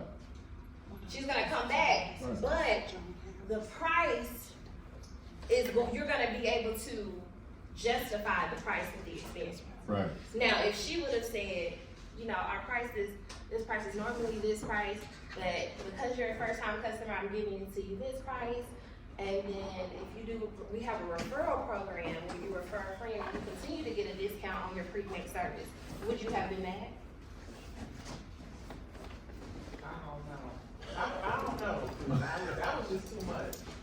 So what you're upset about, even dissecting this situation, what you're upset about is being blindsided. Right. But if it was open communication, Right. a program where you could have, since you're a first time customer, here's the, you know, discount.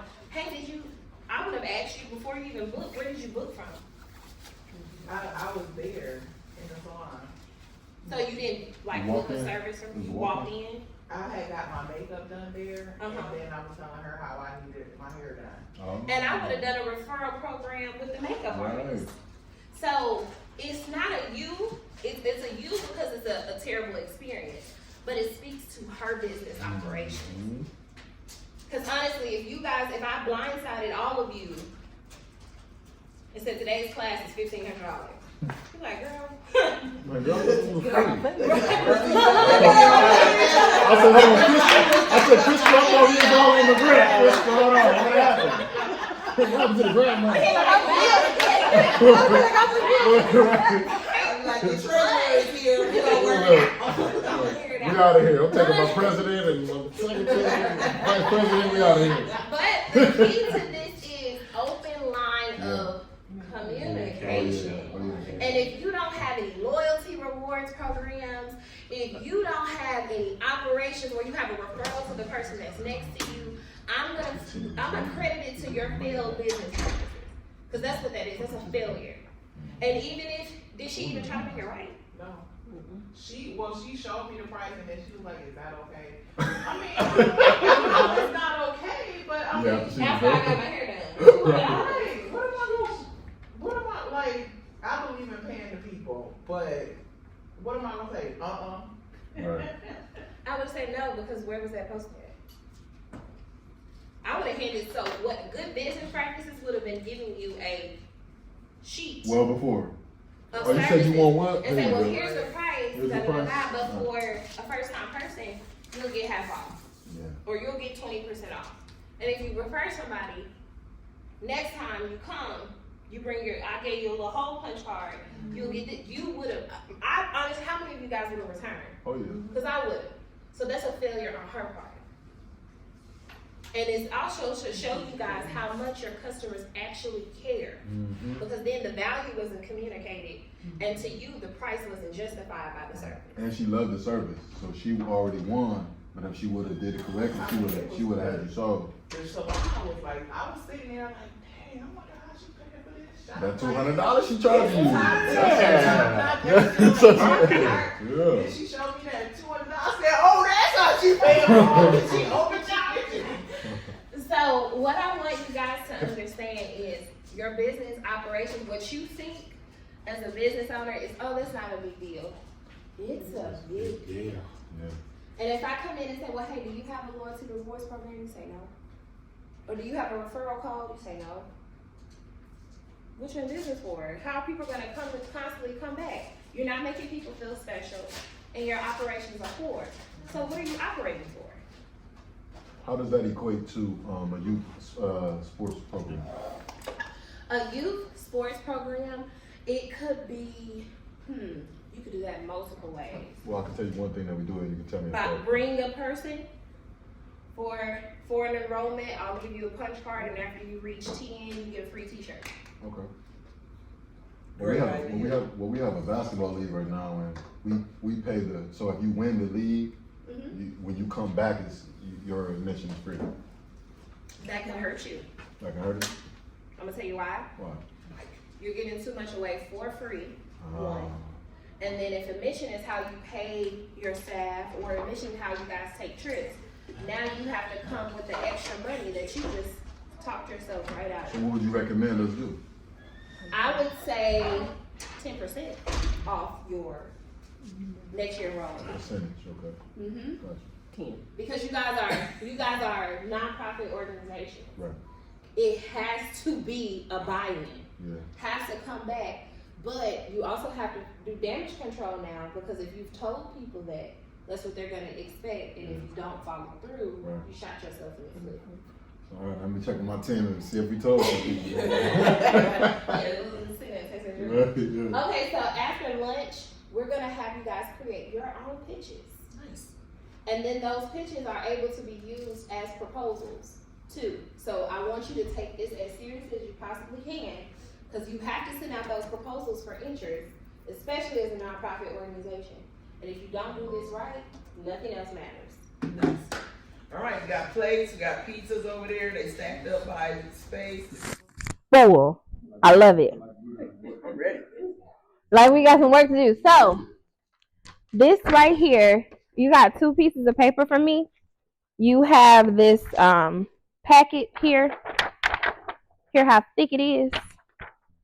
Okay, so this is some questions that you're gonna fill out for your organization.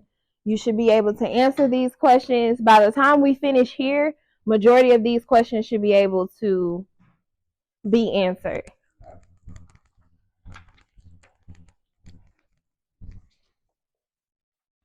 Did you get a package? I'm giving it to her right now. There you go, Miss Linda. Now, secondly, I just want you guys to take a second and look at this. This is a completed business checklist. It's a lot of stuff on here. And some stuff that most people haven't even thought about. Like, I do need that, but I didn't know that I needed that, right? So this is everything you need to have a functional business. Some of this stuff won't apply to you. A lot of it will. Okay? So you can kind of pick and choose based off of what you do, what applies. So if you guys look under marketing, it's over here. You look under marketing, you see elevator pitch. You'll see promos. This one pitch should cover multiple things actually. It should cover your elevator pitch, and it also should help you with how you talk about your programs, products, and services. So we have what we call the agency. Go ahead. Oh, your pitch should, so the pitch that you're about to create is going to cover your proposals, and it's going to give you the blueprint on how you need to be talking about your product, services, and programs. Okay? Okay, so in a pitch, the easiest way to say this is the honest way to say this. No one cares about you. That's honest. What they do care about is how you help other people. So don't insert, what if I sat up here for an hour and talked about myself? Would you care? You would not care, right? You're probably ready to leave. So, but if I told you how I helped other people and helped you in the process, you would care because it's associating with who you are or a need that you need fulfilled. So people do not care about what you do. They care about how it helps others. No one wants to sit and listen to you talk about yourself. They want to know what they have to do with it. Unfortunately, when we meet people and we get to talking about our programs, we insert ourselves a lot and we lose interest fast. All right. So what we call this is the you view. I'm focused on you. When you master your pitch, it will allow it to flow like a natural conversation. Earlier, I don't know if it seemed that way to you, but it didn't feel forced to me. It didn't feel like a script that I remembered. It was a natural flowing conversation. You're able to speed it up or slow it down. Knowing what you do and being able to articulate that will help you get your message across to your audience and make lasting connections. I honestly do not care if your pitch is 60 seconds. I feel like a sweet spot is anywhere between 30 and 60 for me. Anything shorter than that, I feel like you're not giving them the information that they need. You're giving them information that you want them to have. Those are two totally different conversations. Okay, Crystal, can you go to the next? So I'm going to give you guys some time. Let's say 5 minutes. This is the breakdown of a pitch. Okay, first thing is you greet them. Hello, how are you doing? Right? You tell them who you are. My name is, and then what you do is you tell them what you are. Are you the owner? Are you the executive director? Are you the committee chair? What are you? Okay? And then you add in your business name. This whole section takes up maybe 1.5 sentences. Hi, my name is Jerica Brown. I'm the CEO of the Browns Agency, where we specialize in. Okay, then I'm able to turn that where we specialize in my services. Make it simple, it flows, okay? You add your 3 services depending on who you're talking to at that time or what your business or your organization has going on at that time. And then you tell them who you service. Being honest with you, I've seen some people craft this in so many different ways. I do not care if you put this before you put the services, but they need to know who you service. And every time you do a pitch, there needs to be an offer. Now, offer does not equal free. Please write that down. Offer does not equal free. It could be, I'm offering you to sit down. I'm offering you to visit our website. I'm offering you to go to coffee. I'm offering you the opportunity to talk about our membership. Okay? Where can they find you? or schedule a service. If you just want to say your website, just say your website. If all you have is Facebook, but your Facebook is decked out with all the information that they need, say that. Okay? And how can they schedule a service?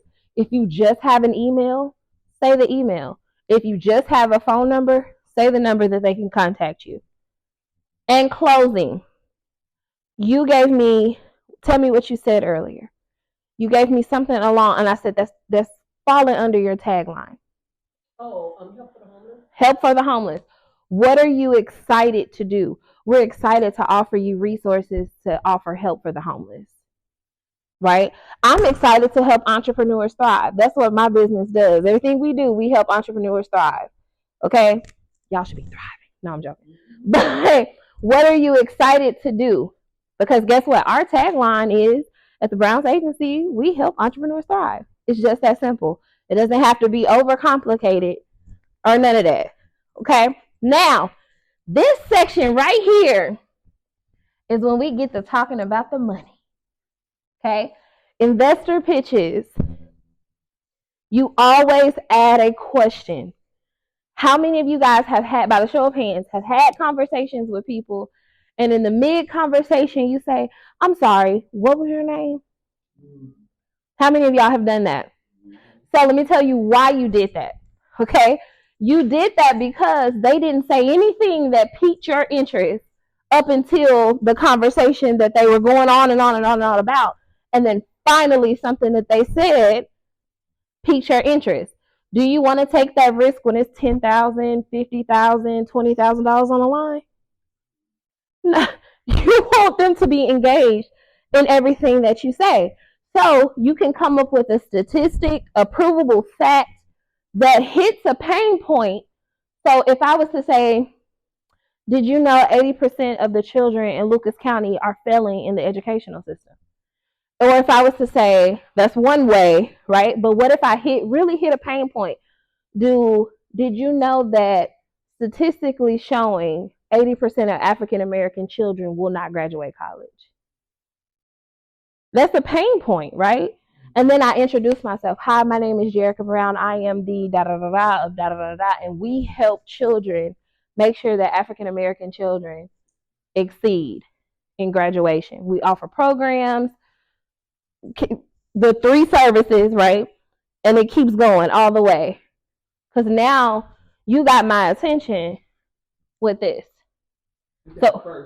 With that first. Because that's what piques and grabs. This is the attention grabber. Now, at a networking event in natural conversation, you hear all day. But when it's an important conversation and you're trying to snatch someone's attention from the get-go, add the question. Even if it is, well, it's kind of awkward for you to be in a networking event and be like, did you know? Like, girl, I just want to know your name. Yeah. So that's why you focus here and then you add that there when it's an investor, a pitch, whatever the case may have you, or people are asking you, or you're on the spot doing a pitch competition. That is when you would definitely use the question. Okay? Who wants to give this a whack? Miss Tracy, because she's leaving. Come on, Miss Tracy. Where's Mike? She thought she was going somewhere. I was, but I wrote my thing. Hello, my name is Tracy Huff, and I am the membership chair of Maumee Bay Club, which is the National Association of Negro and Business Professional Women. Our organization is seeking amazing women that would like to collaborate and to connect as it relates to servicing the community. And we look to help support and to promote African American professional and business women. The other amazing thing that we do is that we are also very interested in the social ills of our youth in our community. And so we create programs to engage them and to help build them up and increase their self-esteem. We are seeking amazing women to join our organization, and it allows you as a professional to network with like-minded women as well. And we have a website that is maumeebayclub.org that you can go on to learn more about our organization. We are also in the midst of our next membership campaign. So if you're interested, please feel free to reach out to me, or again, you can visit our website. What are you excited to do? We are excited to Something like welcome you to the sisterhood. We're we're excited. very excited to welcome you to our sisterhood, where we love on each other and help encourage each other. Boom. I didn't realize she had started. I was just listening. Natural. What I say? Natural conversation. But the way she flowed, it wasn't forced. It was very unscripted, and it was natural. But it's simple, because you saw from my strategy, I hit all of these. She hit every last one of these and added. Miss Tracy really gave 5 services, right? So, but it still didn't feel forced. I would rather you, when you're analyzing a room, just networking wise, you guys can add as many services now that we're practicing, because this is practice. But as you're analyzing a room, pick your top 3. Okay? Pick your big 3 for that room, and then make sure that it flows. Make sense? Yes. Okay. You're welcome. Who else want to go? Come on, y'all. Y'all can do it, I promise. He got his hands on his head and his legs crossed. I'm picking. Come on. Come on. Did you do it for your the child here? No, He said, He's like, he done said, 4 times. I'm like, come on. What about for the trustees? Maybe you're inviting somebody. You say no? Do you have to send out a proposal? Do you want some money? Probably. Yeah. I'm a trustee at the church. Do y'all have to write stuff out? No. Do y'all have to speak? We should. No. See, we gotta. Hey, that's why I don't want to come up there. You don't have to come up there. You can sit there. Okay. I just want you to go. So I'm gonna tell you what your proposal is, Crystal. And this the caveat. Your proposal is your pitch with an ask. That's all a proposal is. A lot of us still give out too much information in the proposal phase. They don't need to know that the organization then worked with 75 businesses and you done list all 75 of them. No one cares, okay? What are you asking that organization to do? That's what a proposal is. So just by looking up here, where would you put your ask to turn this into a proposal? Where do you think? Services. So close. You will go right after services. Yeah. Right after services. Because whatever you're asking them to do, the offer should reflect the ask. Make sense? Yeah. Or the services that you're highlighting. In this instance, you can put, I would still say stick to 3, just to not make it so long. But this is your 1-page proposal to pique interest right here. So if you have a youth sports program, maybe you want to collaborate with the YMCA. Okay. Maybe you want to ask Walmart to sponsor your snacks for the upcoming year. Maybe you want bags from Hibbited Sports. Do you see what I'm saying? They know. Does it not tell them who you are? Does it not tell them what you do? Did it not tell them who you service? Did it not tell them how you do what you do by the services you ask? Right? Now the ask is what? We need this from you because of who we are, what we do, and how.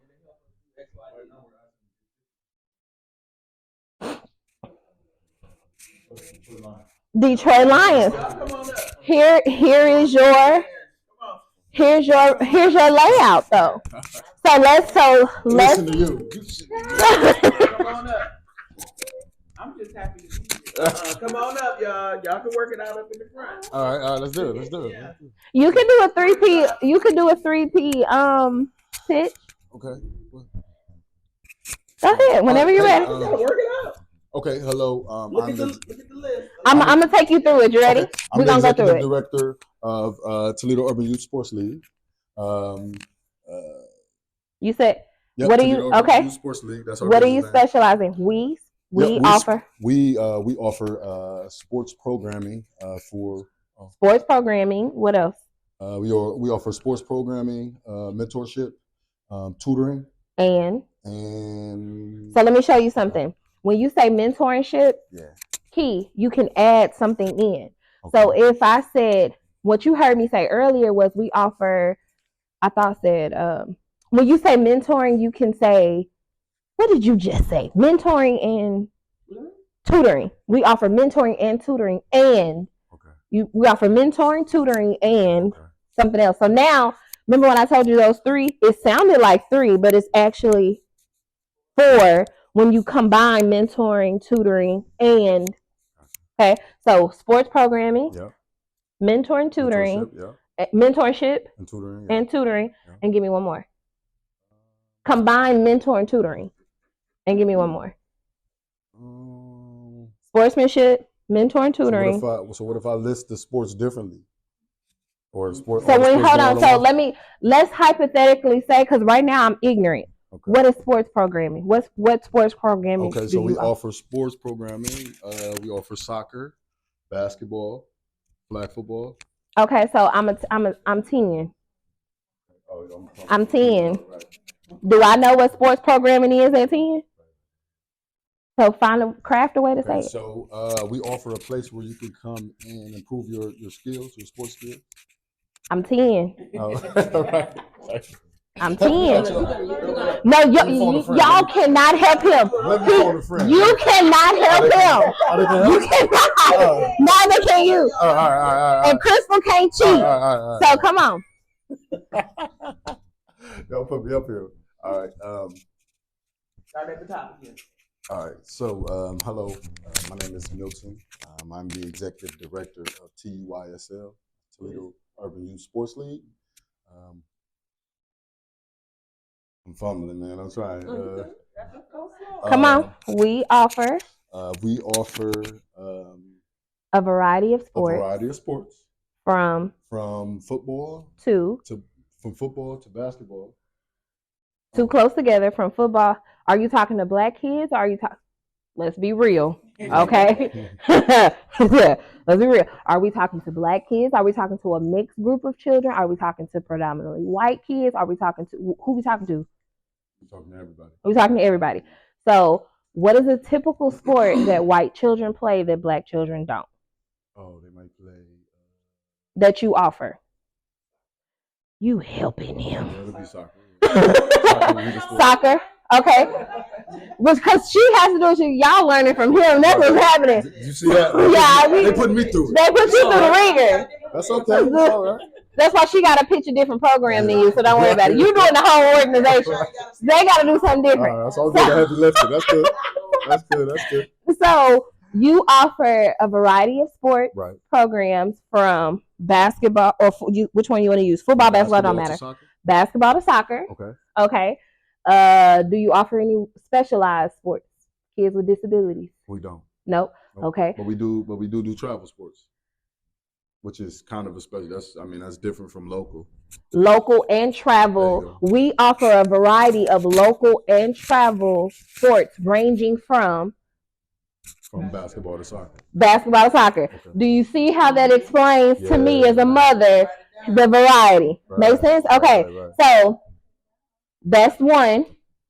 Mentorship and tutoring. Yes. And give me one more service. Because I know you got another one.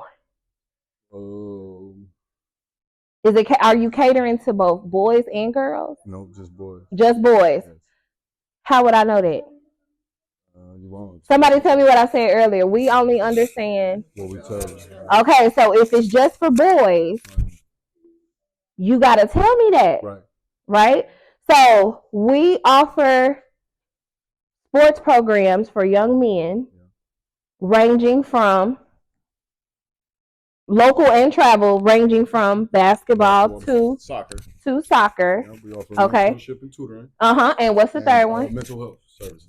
Mental health services for our young Because now you got to tell me who you Well, service. From youth from What's K that? through 8.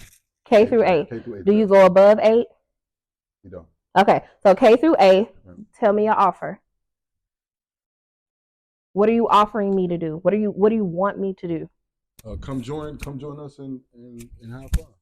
Come join your organization, Yes. or are you doing sign-ups now? We are. Yep. Come That sign could up. be the offer. Okay. Okay. Come down to our local office to sign up, register, whatever. Right. Okay. So give me your offer. Okay. So come on out to our field on Hill Avenue at Okay. Winterfield Park to sign up, Or visit us on or visit us on Facebook what's the Facebook name? at The Urban. The what? The Urban. The Ebby? The Urban. The Urban. Yeah. Sorry. And what are you excited to do? I'm excited to mentor you. Me? With your kid. When you said you was a 10-year-old. Gotcha. Got me.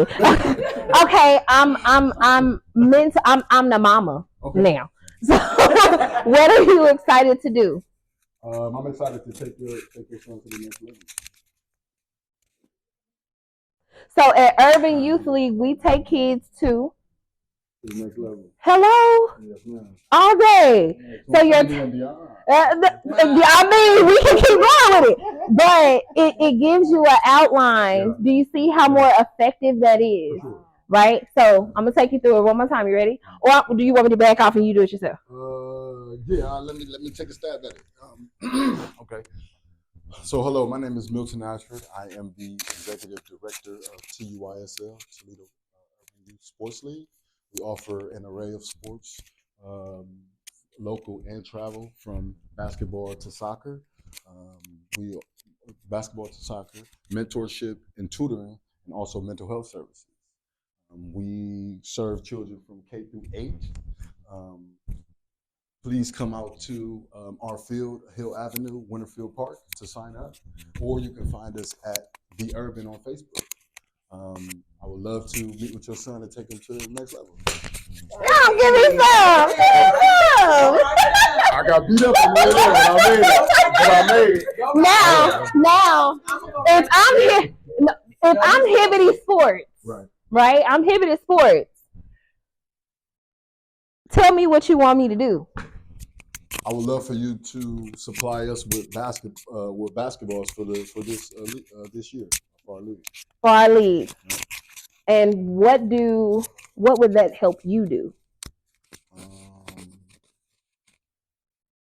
You're asking me for something. Right. What you do is you guilt trip. Here's the manipulation. Okay? So the guilt trip is so you can help more kids maybe stay off the streets. You can offer more programs in more areas. You can expand your organization to help more kids with these basketballs because it helps you service more children. Do you see where the manipulation comes in at? So this is going to now read, we're going to do an email. Okay? Your ask goes here. So you're going to tell me what you're asking me of Hibbity Sports. This is to Hibbity Sports. Go. Okay. Hello, my name is Milton Ashford, the executive director of TUISL, Toledo Urban Youth Sports League. We offer an array of sports, both local and travel, from basketball to soccer, mentorship and tutoring, and also mental health services. We service youth from grades K through 8.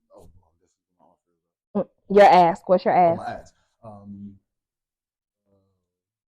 We would love for you to sponsor us by providing us with basketballs. This will allow us to expand our organization and serve more youth in the Toledo area. All day. And if interested, we can sit down for a meeting. Do you see now your offer changes just a little bit, but it's in email form. We can schedule a Zoom call. You can offer a meeting. Now where can they find you? You can find us on Facebook at The Urban, or you can email us at tuisl2020@gmail. And what's the closing? Because I'm Hibbity Sports. What are you excited to do with me? I'm excited to network and connect with you. to help. serve the youth in the Toledo area. Absolutely. You just did an email. You gave me your pitch, and you gave me your purpose as an organization. You told me who you service. You told me who you are. You told me how you service them. And now I know for sure what you're trying to do with my money. Does that make sense? It's that simple. Okay.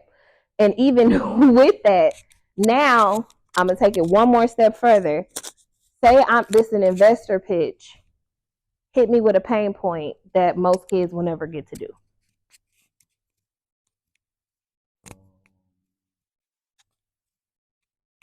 Most kids won't.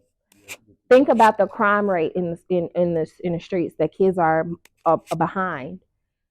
Did you know that, or 50% of? Did you know that? I don't know the percentage of children suffer with mental health issues in the Toledo area Due to lack of organized activity or sports. Right, to lack of that sports can alleviate. Right, to lack of programming, lack of organization. And then whole spiel. Make sense? Okay, start with that and then. In that particular space. When you're doing an investor, so really, what you really don't know that you have is an investor pitch that's already done. Just by adding that question. Very succinct, very intentional. Mm-hmm. You have to plan for this. Absolutely. This is the planning, right? Straight to the point. So now the summary of the organization or the summary of the sports program you already have, because you already told me everything that you're trying to get me to invest in, or everything that you're trying to let a mother know. As a mother, I would want to know that this is for young boys so I can go find my daughter something else. But I would want to know that you're intentional about boys, because some of them are without fathers. Mm-hmm. Let me take that back. We do offer cheerleading. I'm sorry, for the girls. We do offer cheerleading. So I would add that. Yeah, for boys, we do this. Because remember when I told you people don't understand the words you don't use? So I would assume, just by me having a son, that you have nothing for my daughter. You don't want that, because you want the daughter to do cheerleading. But if you're in a room and you see majority boys, I would slide in there. Also, we offer cheerleading for our young ladies as well. Okay? How you feeling? Cool. Your turn. Come on this side. Yeah, so you're gonna see. There we go. See on the camera. Okay. I'm not gonna say nothing because he went through the ringer. No, you the board president. Who would you be talking to likely? Go write that down while it's fresh on your mind. Yeah. The community. Okay, so let's say that this is a pitch for Program Inc. Hello, my name is Rolanda Key, and I am with TYSL, which is Toledo Youth Sports League.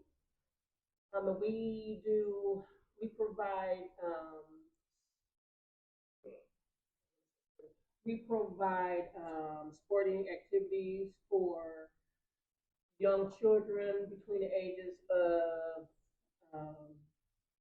10 and 8 and 8 and 12, I believe. And we offer. You want me to take you through it? Yes. Okay. Ready? Hello, my name is Rolanda Key. And what are you? I'm the board president of Toledo Urban Youth Sport League. Where we offer. Give me 3 services. Where we offer basketball, football,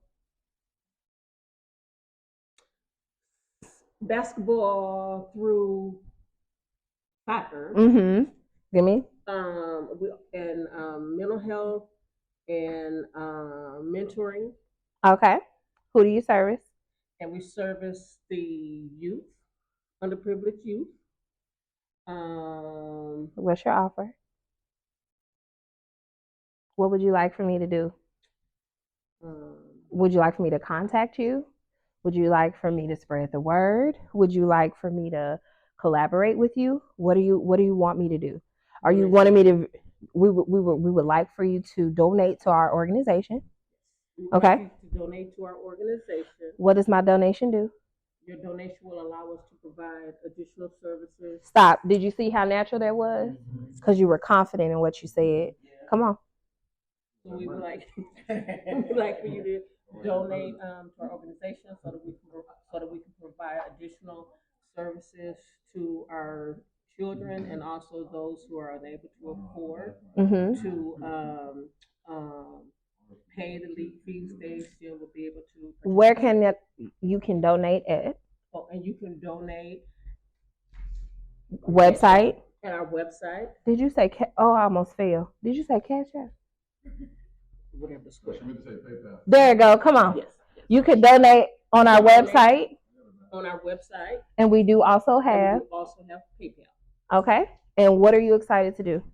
And I'm really excited to be able to use those funds to use your support. To allow those children to grow in their confidence and advancement. Yeah. Why are you so nervous? Now I'm gonna write it down. Write it down. Write it down and practice it in the mirror. Now, third time. Now you done heard one. You done heard two.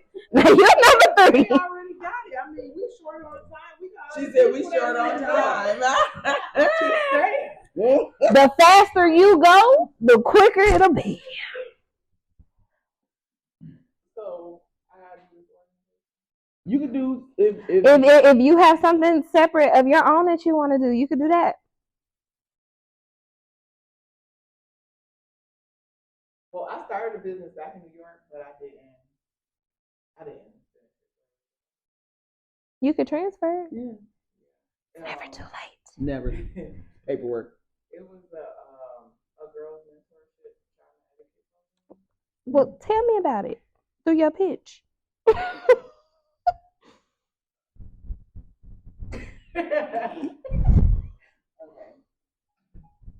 Did you know that? I don't know the exact statistic, but did you know that 50% of young girls get pregnant as teenagers?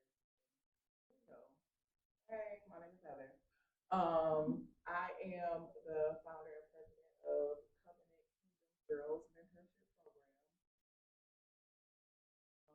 Program. We specialize in charm and etiquette programs, mentorship, and after school programming for. Watch this. You already told me this. Okay. Or you told me that the program was for young girls. So who do you serve?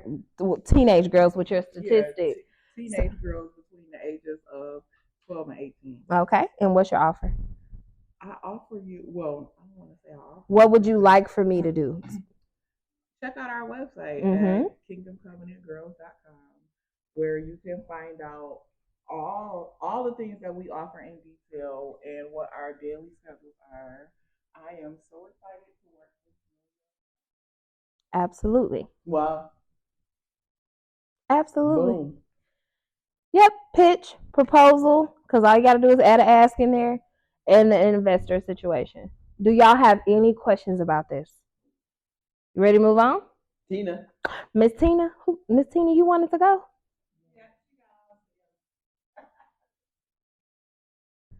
Miss Tina said, I don't even need the mic. I'm joking. Go ahead. Yes. It's on the recording. The mic is for the, yeah. Oh, okay. Yeah. Go for it. Hello, my name is Tina Hall, and I'm a member of Phi Delta Kappa Sorority Incorporated.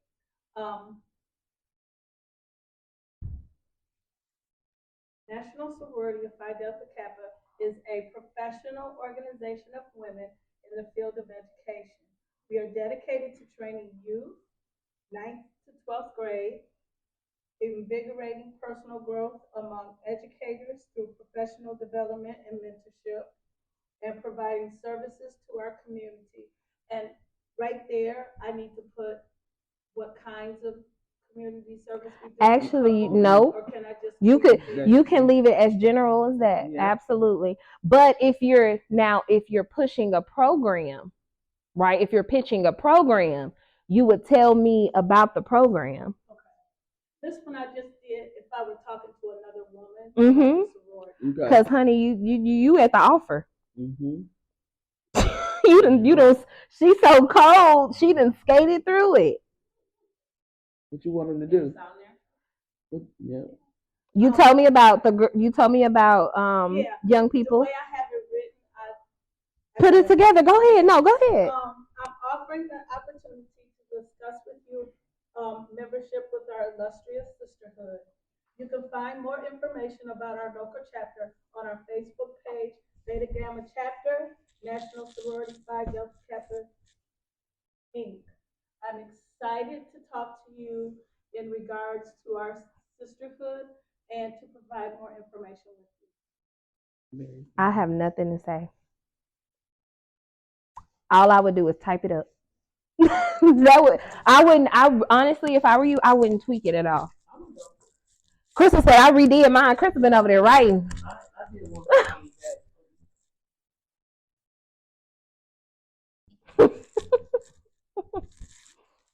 I'm not a reader, but I'm about to go for a read. Yes, ma'am. Yes, ma'am.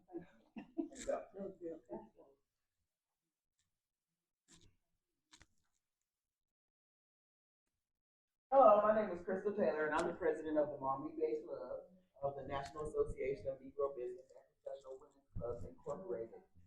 At Maumee Bay Club, we help business and professional women serve our community by creating programs that address social ills for youth in Toledo. And we also support business and professional women with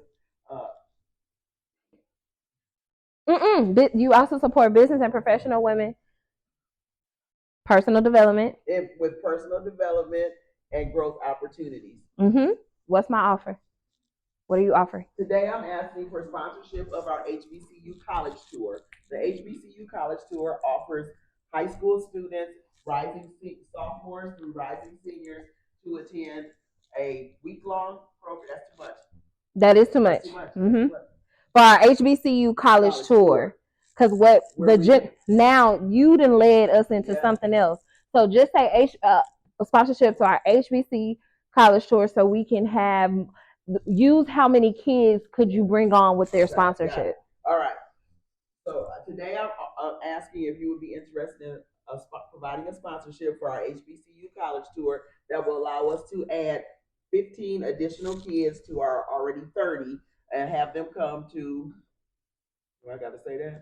50 kids to all added an existing 10 to 15 to our additional. So today we're asking for your sponsorship that will allow us to increase our participation by 50%. Okay. And add 50% more children. Where can they just do by 50%? By 50%. Period. Okay. Where can they? You can see our sponsorship package at maumeebayclub.org/sponsorships. What are you excited to do? I'm super excited to talk to you more if you would like about how you can help. Not if you would like. No, not if you would like. I would love to, because here's the thing. If you give them an out, they're going to take it.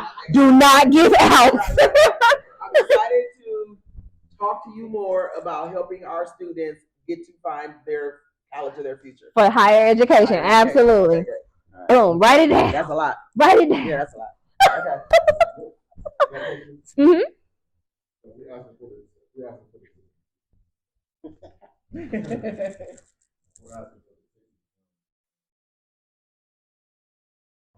Mm-hmm. What would the tickets do? Give our inner city youth a chance to see professional sports being played. Right. Provide an elite experience. But I want you guys to see, though, words matter. Words matter. And words equal dollars. Okay? So if you make it simple, are you able to add to it like she just did? You're able to switch it up when you make it simple. So at the agency, we have a 1, 2, 3 method that we use to pitch our products and services and programs. Okay? So now that we're outside of the pitch itself, now that you've done this, this is the hard one. Okay? This is the hard one. Now, what I'm going to show you is the easy one. So I want you guys to write down one problem,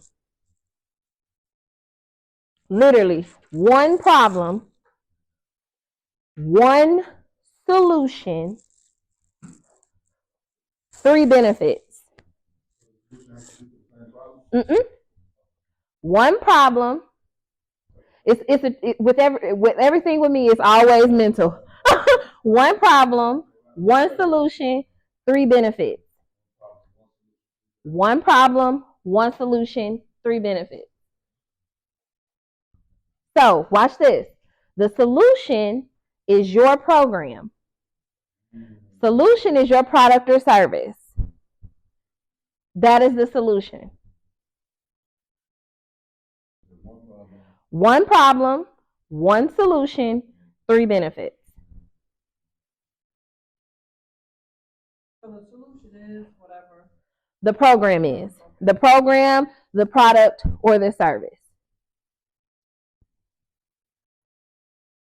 Okay, so once you got the problem, you got your solution, you got the problem, then your 3 benefits. Your 3 benefits is the perk, the benefit of that solution. How that solution fixes the problem is where the benefits come from. Make sense? This has to do with everything that you talk about, because what you just gave me was the overall pitch of the organization. So this is what I want y'all to do real quick. Drop your pens. I want y'all to create an umbrella. Okay? The umbrella is the pitch you just created. The stints on the umbrella is all of the problems and solutions. All of the products, all of the programs, all of the services, all of those are the stints on our already umbrella. So what you just did was already created a pitch for the umbrella.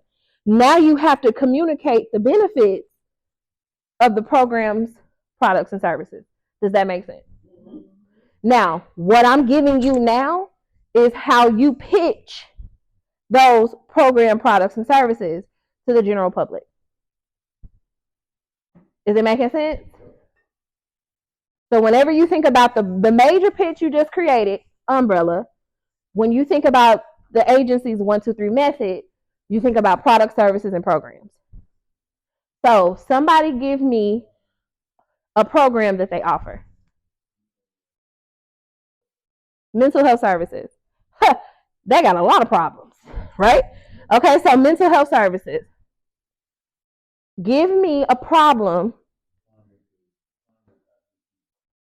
Say it again. Okay, so let me ask you a question, and now I'm going to be a jerk. Okay, crime with at-risk youth. Does that correlate with mental health right off the bat? How? Stop.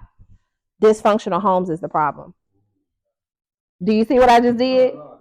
It ain't mental. It's the problem that you're solving with mental health services is children committing crimes coming from dysfunctional homes.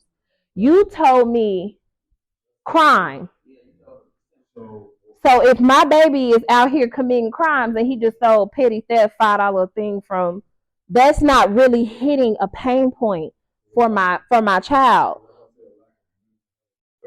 No. You never change the solution. Never. If it's mental health services, the question you should be asking yourself is, why do kids need mental health services? They need mental health services because they're coming from dysfunctional homes, and because they come from dysfunctional homes, they're committing crimes. Think about the emotional support that you just hit a pain point. If I'm a social worker and I have a child that comes from a dysfunctional home, I now know that your program does what? Okay, so the problem was the dysfunctional home, and the children are committing crimes because of the dysfunctional home. The solution was the mental health services that you offer. Give me 3 benefits that helps with helping that child inside of the dysfunctional home by taking your program? What's the 3 benefits? Go deeper. You're not going deep enough. Successful adult. Anybody can say that. They can complete high school. They can start post-secondary education. They can understand their value in the community. They're able to give back. Our mental health services let them see the light within themselves. Those are benefits, right? Restore hope within themselves. Okay? So when you're talking on social media, if you're not doing what I just did, which is identifying a problem, communicating the solution, which is your program or service, and giving me as the parent or me as the social worker 3 benefits and how to get in contact with you, you failed. You failed.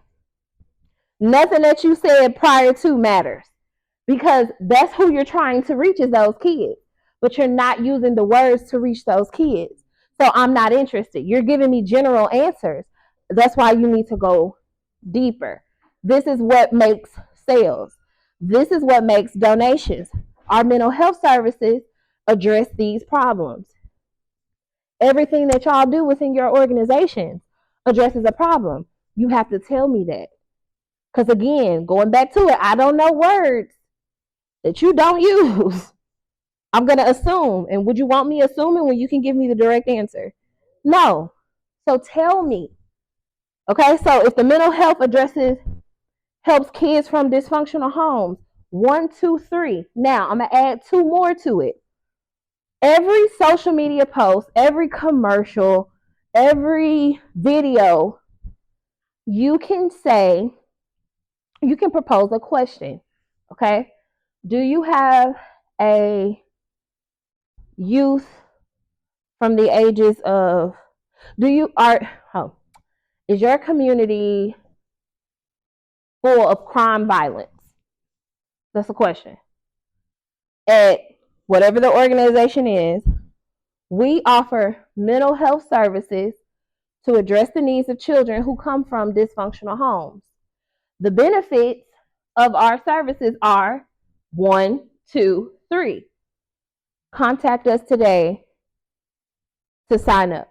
Contact us today to get in touch with one of our representatives or our program director to find out how we can help you in your situation. 5. So you have a question in the beginning. Do you? It's usually do you. Do you struggle with? How many of y'all seen those infomercials? Do you struggle with blah, blah, blah, blah? That is marketing all day long. That's the question, because the question helps the solution, which addresses the problem, right? So it's the question. It's the solution. Well, the problem, sorry. Question, problem, solution. You've listed your benefits, and you did what we call a call to action. So now I need you to, in everything you guys put out, you need to put a call to action. Because now I need to know what to do with the information you just gave me. Otherwise, if you're not telling them to click the link in the bio and hit the registration button for this, if you're not telling them to call, if you're not telling them to email, guess what they're going to do? Nothing. Because that's what you told them to do. Nothing. Again, your people only understand the words that you use. Okay? So, again, I'm going to go over them one more time. Your question in social media, in media in general, you need to have a question. After your question, you need to state the problem. After you state the problem, you need to tell me the solution.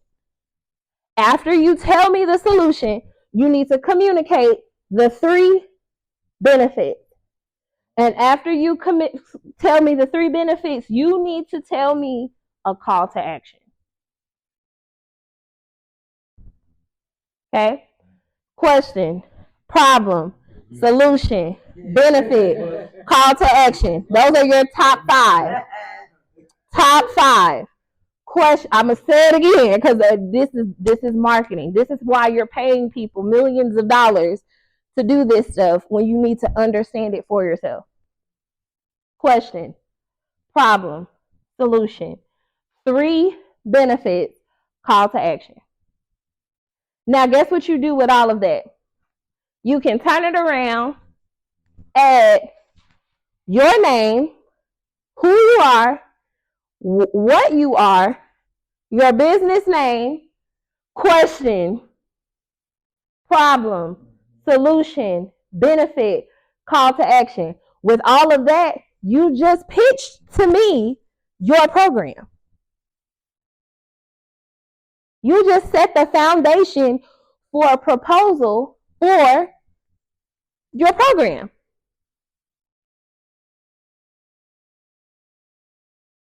Any questions?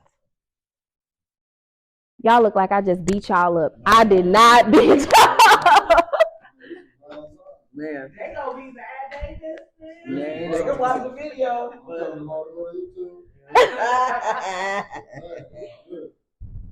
So this is when I say you can take what you've learned here and use it. Every program you have, you need to do the 1, 2, 3 method. Because the 1, 2, 3 method helps you get to the base of what you're going to talk about. So homework for you guys. You need to take a blank piece of paper. And yes, do this. Please take a blank piece of paper and list every single problem of the people you serve. Every single problem. It is a lot of problems. And it would be beneficial for you to, okay, if it's mother passed away, if it's they come from a drug infested community, if they come from lack of support within the household, do you know, or if they have a specific LGBTQIA plus problem, right? Not feeling accepted because of it. You need to say that, because then if you say we offer mentoring to kids who come from dysfunctional homes, who don't feel supported or heard, now mentoring services, I'm like, well, I have a child and my son told me he don't feel like he could talk to me. Well, maybe if I sign him up for their program, he could talk, he feel like, and it's somebody who looks like him. So that's going to make me even more excited to enroll him, because he's going to get what I can't give him. Does that make sense? Mm-hmm. But I wouldn't know that if you said, oh, we offer mentorship. I'm going to say, okay, great. So does half, 85% of the other nonprofit organizations in the area do. But why do you do what you do? Now, I'm going to tell you something. I don't care what nobody else has ever told you about target market. When you master this, your target audience is going to niche down. Because you now have to talk to people. You're now going to be talking to people who care about what you care about. But you have to figure out as the organization what you care about. I can't even talk to you about customer personas and figuring out the target demographics if you don't know what you care about, because you have to tell those people that you care about. That's why I say it's like a bad breakup. Do you see why the bad breakup keep coming up? Because you're chasing what you think. But then when they get in and they're like, well, I didn't get nothing out the program. It's like, how you didn't get nothing out the program? Because really this program wasn't for me. But you have these issues, it will allow us to create another program that addresses the issues that you have. But if you don't know the problems, how can you address them? It's deeper than what the surface is. Make sense? Questions?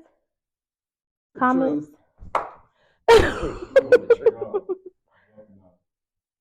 Okay. Y'all want to keep going, or y'all want to write what y'all have out your head before I put more in your head? We got about 15 more minutes. We got to do some breakdown stuff. Breakdown stuff for what? Like we got to do evaluations and stuff. Oh, okay. Okay. What you want to do? How y'all feeling? Keep going. You'll get this in the email. You'll get the presentation. So keep going. Okay, let's go.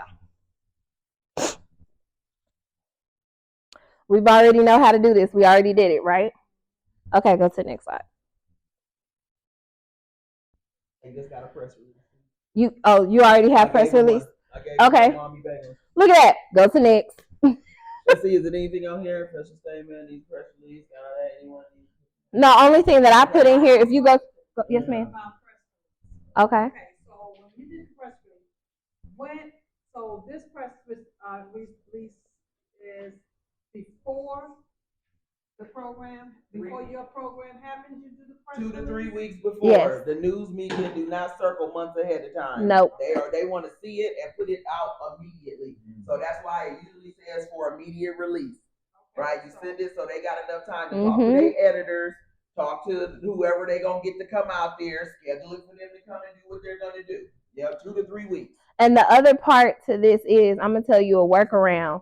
Once you create the program, whatever program you're creating, you should already know at least 5 or 6 events that you're trying to put out. Because if you're coming up with a program, we could do a rally for clothes. We could do a rally for food. So what do you think you need to do in your free time? Okay, so say, where's the mic? So you have here's your press release that we have for Maumee Bay for what we were doing. So we also added if there's something coming up that in the future we will be doing. No. I would not. I would no. Yeah, they only want one. And I'm gonna tell you why, because you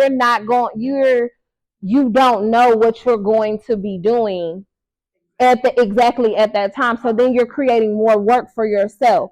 But if you are like, okay, for example, the program this program, right? Grassroots boot camp. So you would be able to type up the program for the different things that the Grassroots boot camp is going to address.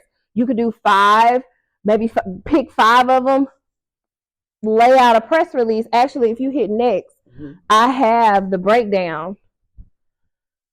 You'll be able to create this for those 5. Okay? So I'm able to only thing that would be missing in this would be the date and location.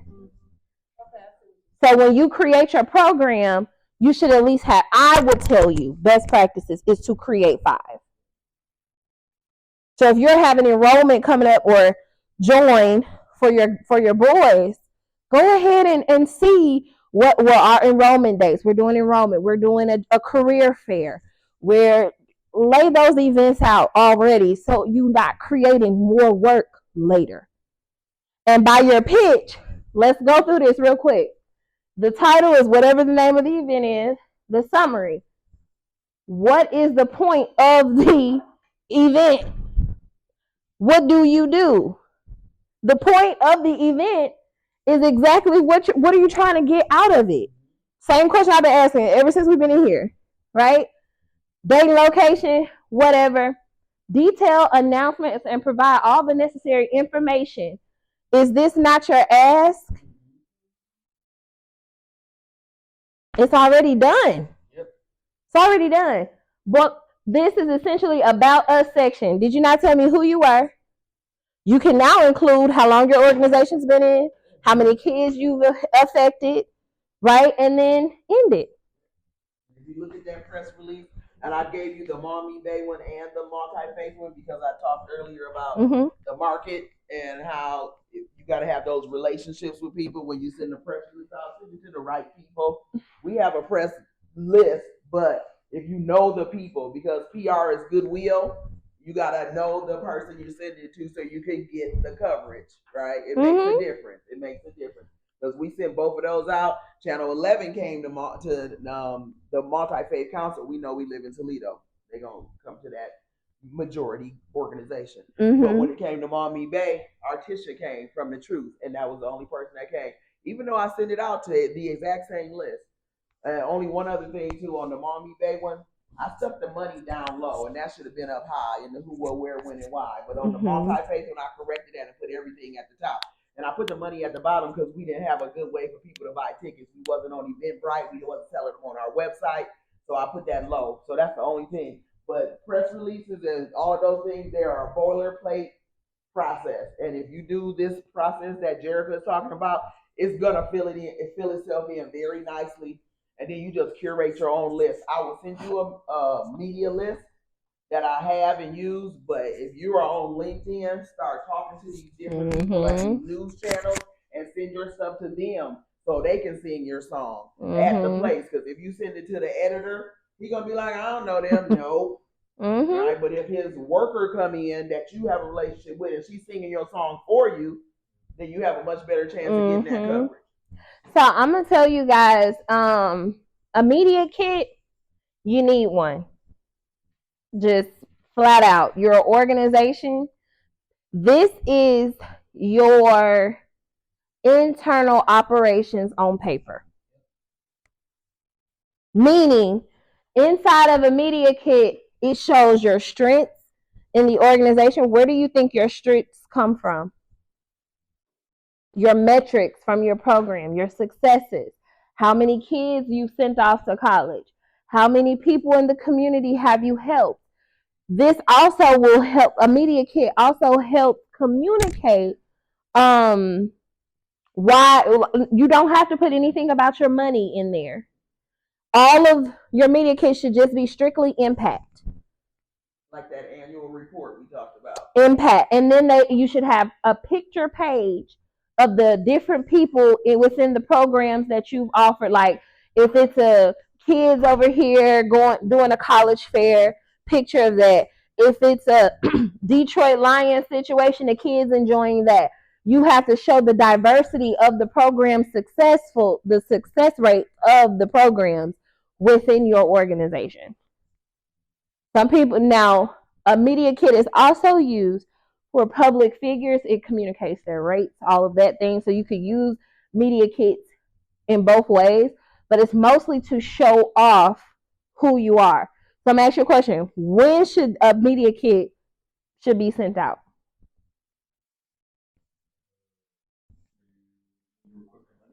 When you send out the email in your proposal, you should attach your media kit.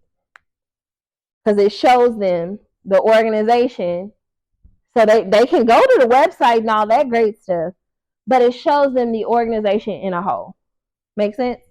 And the different parts of the organization. And it helps them understand the metrics. Can we have that on our website and just give them a link? Yep, you can.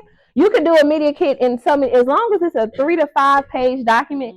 I don't care which way you put it. Could be in the Yep, it could be in that. Now this, I gave you the 1, 2, 3, right? This is an elaboration on that.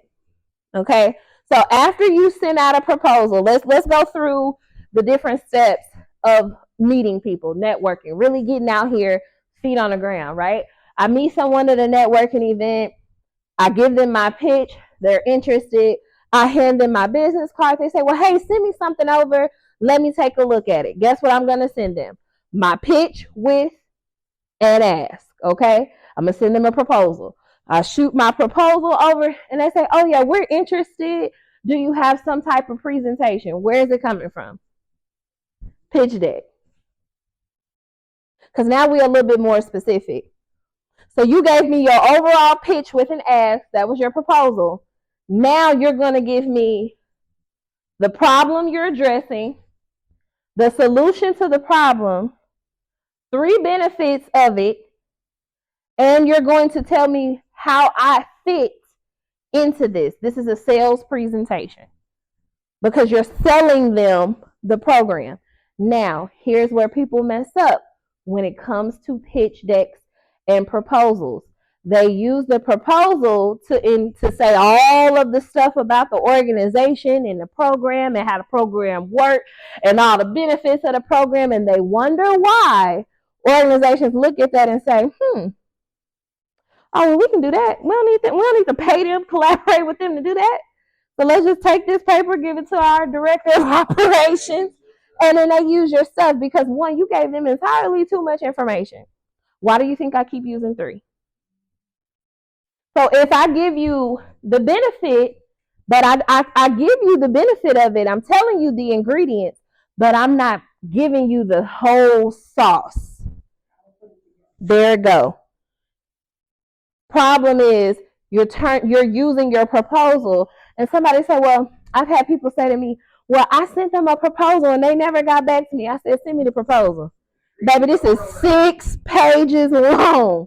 All they did was skim through, pulled out what was necessary, gave it to their director of operations or the owner of the company, and implemented it. And you wonder why you lost that money. Right? 1, 2, 3. 1 problem, 1 solution, 3 benefits, question closing in your pitch deck. Okay? I'm telling you what problem we're going to address. I'm telling you the program that we offer. I'm telling you the benefits of the program. I'm not telling you how the program operates because we do that. But I'm telling you the benefits of the program, and then I'm closing it out. Okay? So don't skip steps. When you skip steps, you lose every single time. So networking event, I exchange business cards because I didn't give you my pitch. You tell me to send you something, I send you a general proposal. You tell me you're interested and you want to sit down and talk. And at that talk, I'm giving you my pitch deck. And then you say, yeah, let's move forward. What's coming after the pitch deck? The scope of work along with the invoice. We're at invoice time. Ready to buy. Are you ready? Because I done told you. I told you when I met you. I told you in email form and a proposal. I done definitely broke it down and told you I'd only use 3 though. You don't know that. But I've definitely told you in a presentation. Now we what we doing? Take the steps, the appropriate steps. Go next, Crystal. What sets you apart? Remember I told you you are not what you're pitching, but you are, your skill set is what sets you apart. Your metrics is what sets you apart. The things you focus on is what sets you apart. So remember how I said some organizations will say, oh, we offer mentoring programs for at-risk youth. I'm so sick of hearing that. We offer mentoring programs for at-risk youth. That's great. We are, yeah. Economically disadvantaged. I'm tired of hearing it. We offer mentoring programs. How many people do you honestly see on social media organizations that say, we offer mentoring programs for children who come from, what was the word you said earlier? Dysfunctional households. Are you seeing that more or at-risk youth more? General. So what sets you apart? Absolutely. Identification of the problems automatically sets you apart. Absolutely. Absolutely. Right? Or single parent households with multiple children. Because that screams mama is stressed out. Overwhelmed and overworked mothers. It's so many different ways to actually identify the problem. We offer mental health services for the overwhelmed and overworked mother. Absolutely. So that's, I love that you said that, because guess what? That sets you apart. That sets you apart because everybody else is general. If we're specific, we're different, right? But what if we're specific and then we stand on our word?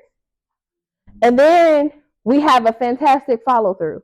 And then we're always in a position to advance. We're listening to the kids just as much as we're providing for them. Because they're going to tell you what they want if you ask. So then we are ending it with excellent customer service. Remember I told you the experience was great? Well, the experience was trash, but the put together was great. They're not coming back. They're not coming back. All right. And follow up. Follow up so they actually know that they matter to you. Hey, your son is in high school. How he doing? You know, we missed him at the football. He was one of our best players. How's life going for him? Just to show that you care. Because when those kids have kids and your organization is still around, who's spinning the block? And what is that called? Loyalty. You're creating that within the organization. Okay, So I'm gonna tell you some ways to find out what your competition is doing. I can also set you apart. Go if they have a Facebook, go to the review section.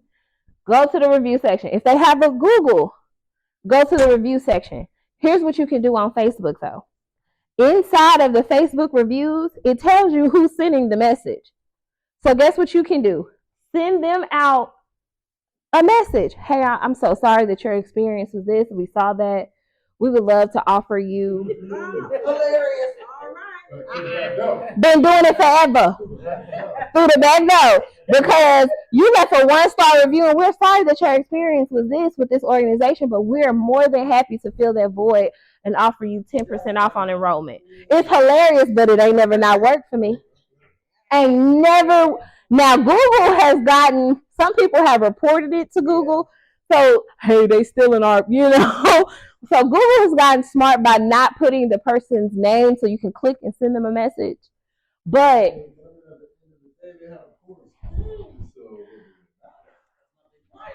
they do that. But I would tell you to look under the comment section of their videos. See who's dissatisfied. Fix the problem. The problem is now we got a whole nother problem. The problem is you done went to an organization for some mental health services and they did whatever they did. I'm so sorry. Your feelings are valid, right? So another thing that I'm teaching my clients is when it comes to customers, their emotions are valid, their behavior is not. So you can validate their emotions, but redirect their behavior. Does that make sense? That's how you can create excellent customer service. I don't have to jump down your throat for the way that you spoke to one of my team members. Hey, we understand that you're feeling this way and your emotions is valid and we do apologize for that. However, cussing at our staff is not tolerated, right? So I'm validating your emotions, but I'm also addressing your behavior. Make sense? Any questions before we move on?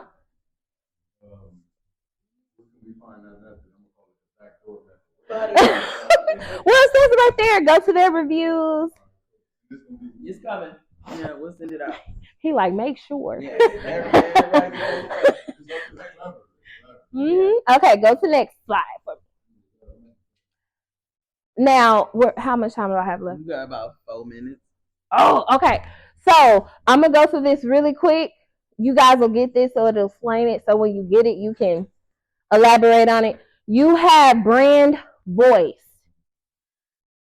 This is so super important because what if I'm talking about children having mental health issues, but I'm excited about it? Are you coming to me? You just looked at me crazy. But exactly. But so that comes off. The approach needs to be firm yet supportive, right? So it doesn't need to be happy and exciting because this baby is struggling mentally. Like, are you well, ma'am? Like you're excited about it. So you need to know how you're coming across. Some of you are actually coming across, well, not you, but some people are actually coming across excited about really bad issues. And that is terrible. Just let you know. Okay, Crystal, go next. So your voice matters. Your voice matters. The promise. I keep saying it, and I don't know if you guys picked up on it. I said, well, what are they getting out of it? Okay? You have a promise.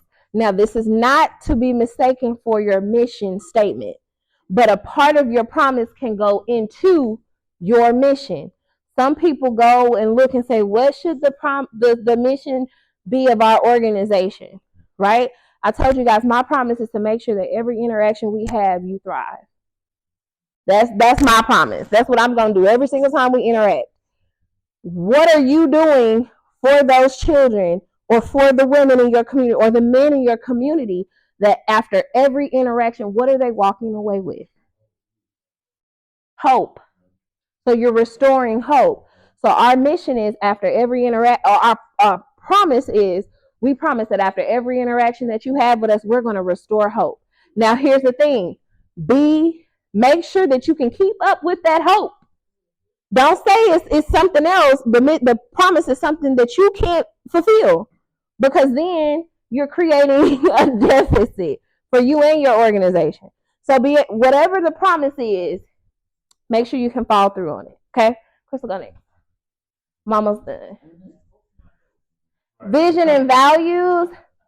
I'm not even gonna. I don't think I'm gonna give you guys this, because we have to know I think they need to just ponder on everything before this, because anything after this is elaborating on what we just went over, and you have to establish what we went over first before this even matters. So I think I'm gonna stop here. Okay. I think I said vision and value. Mm-hmm. Because I know what the vision is, but How do you remember the $200 situation, right? So the vision is what in the next 5 years, what does the organization look like? If you are successful, what do you look like? What I look at vision as what is the world going to be like if you're successful?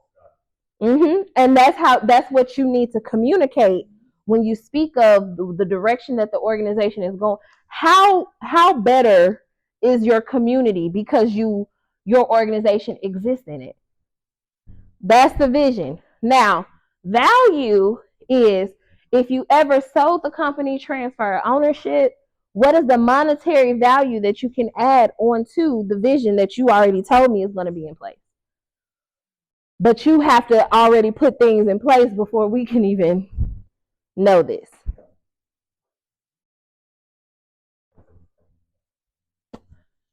And that's just strategy, but I'm going to take that back part out. Yeah. And that's it. All right.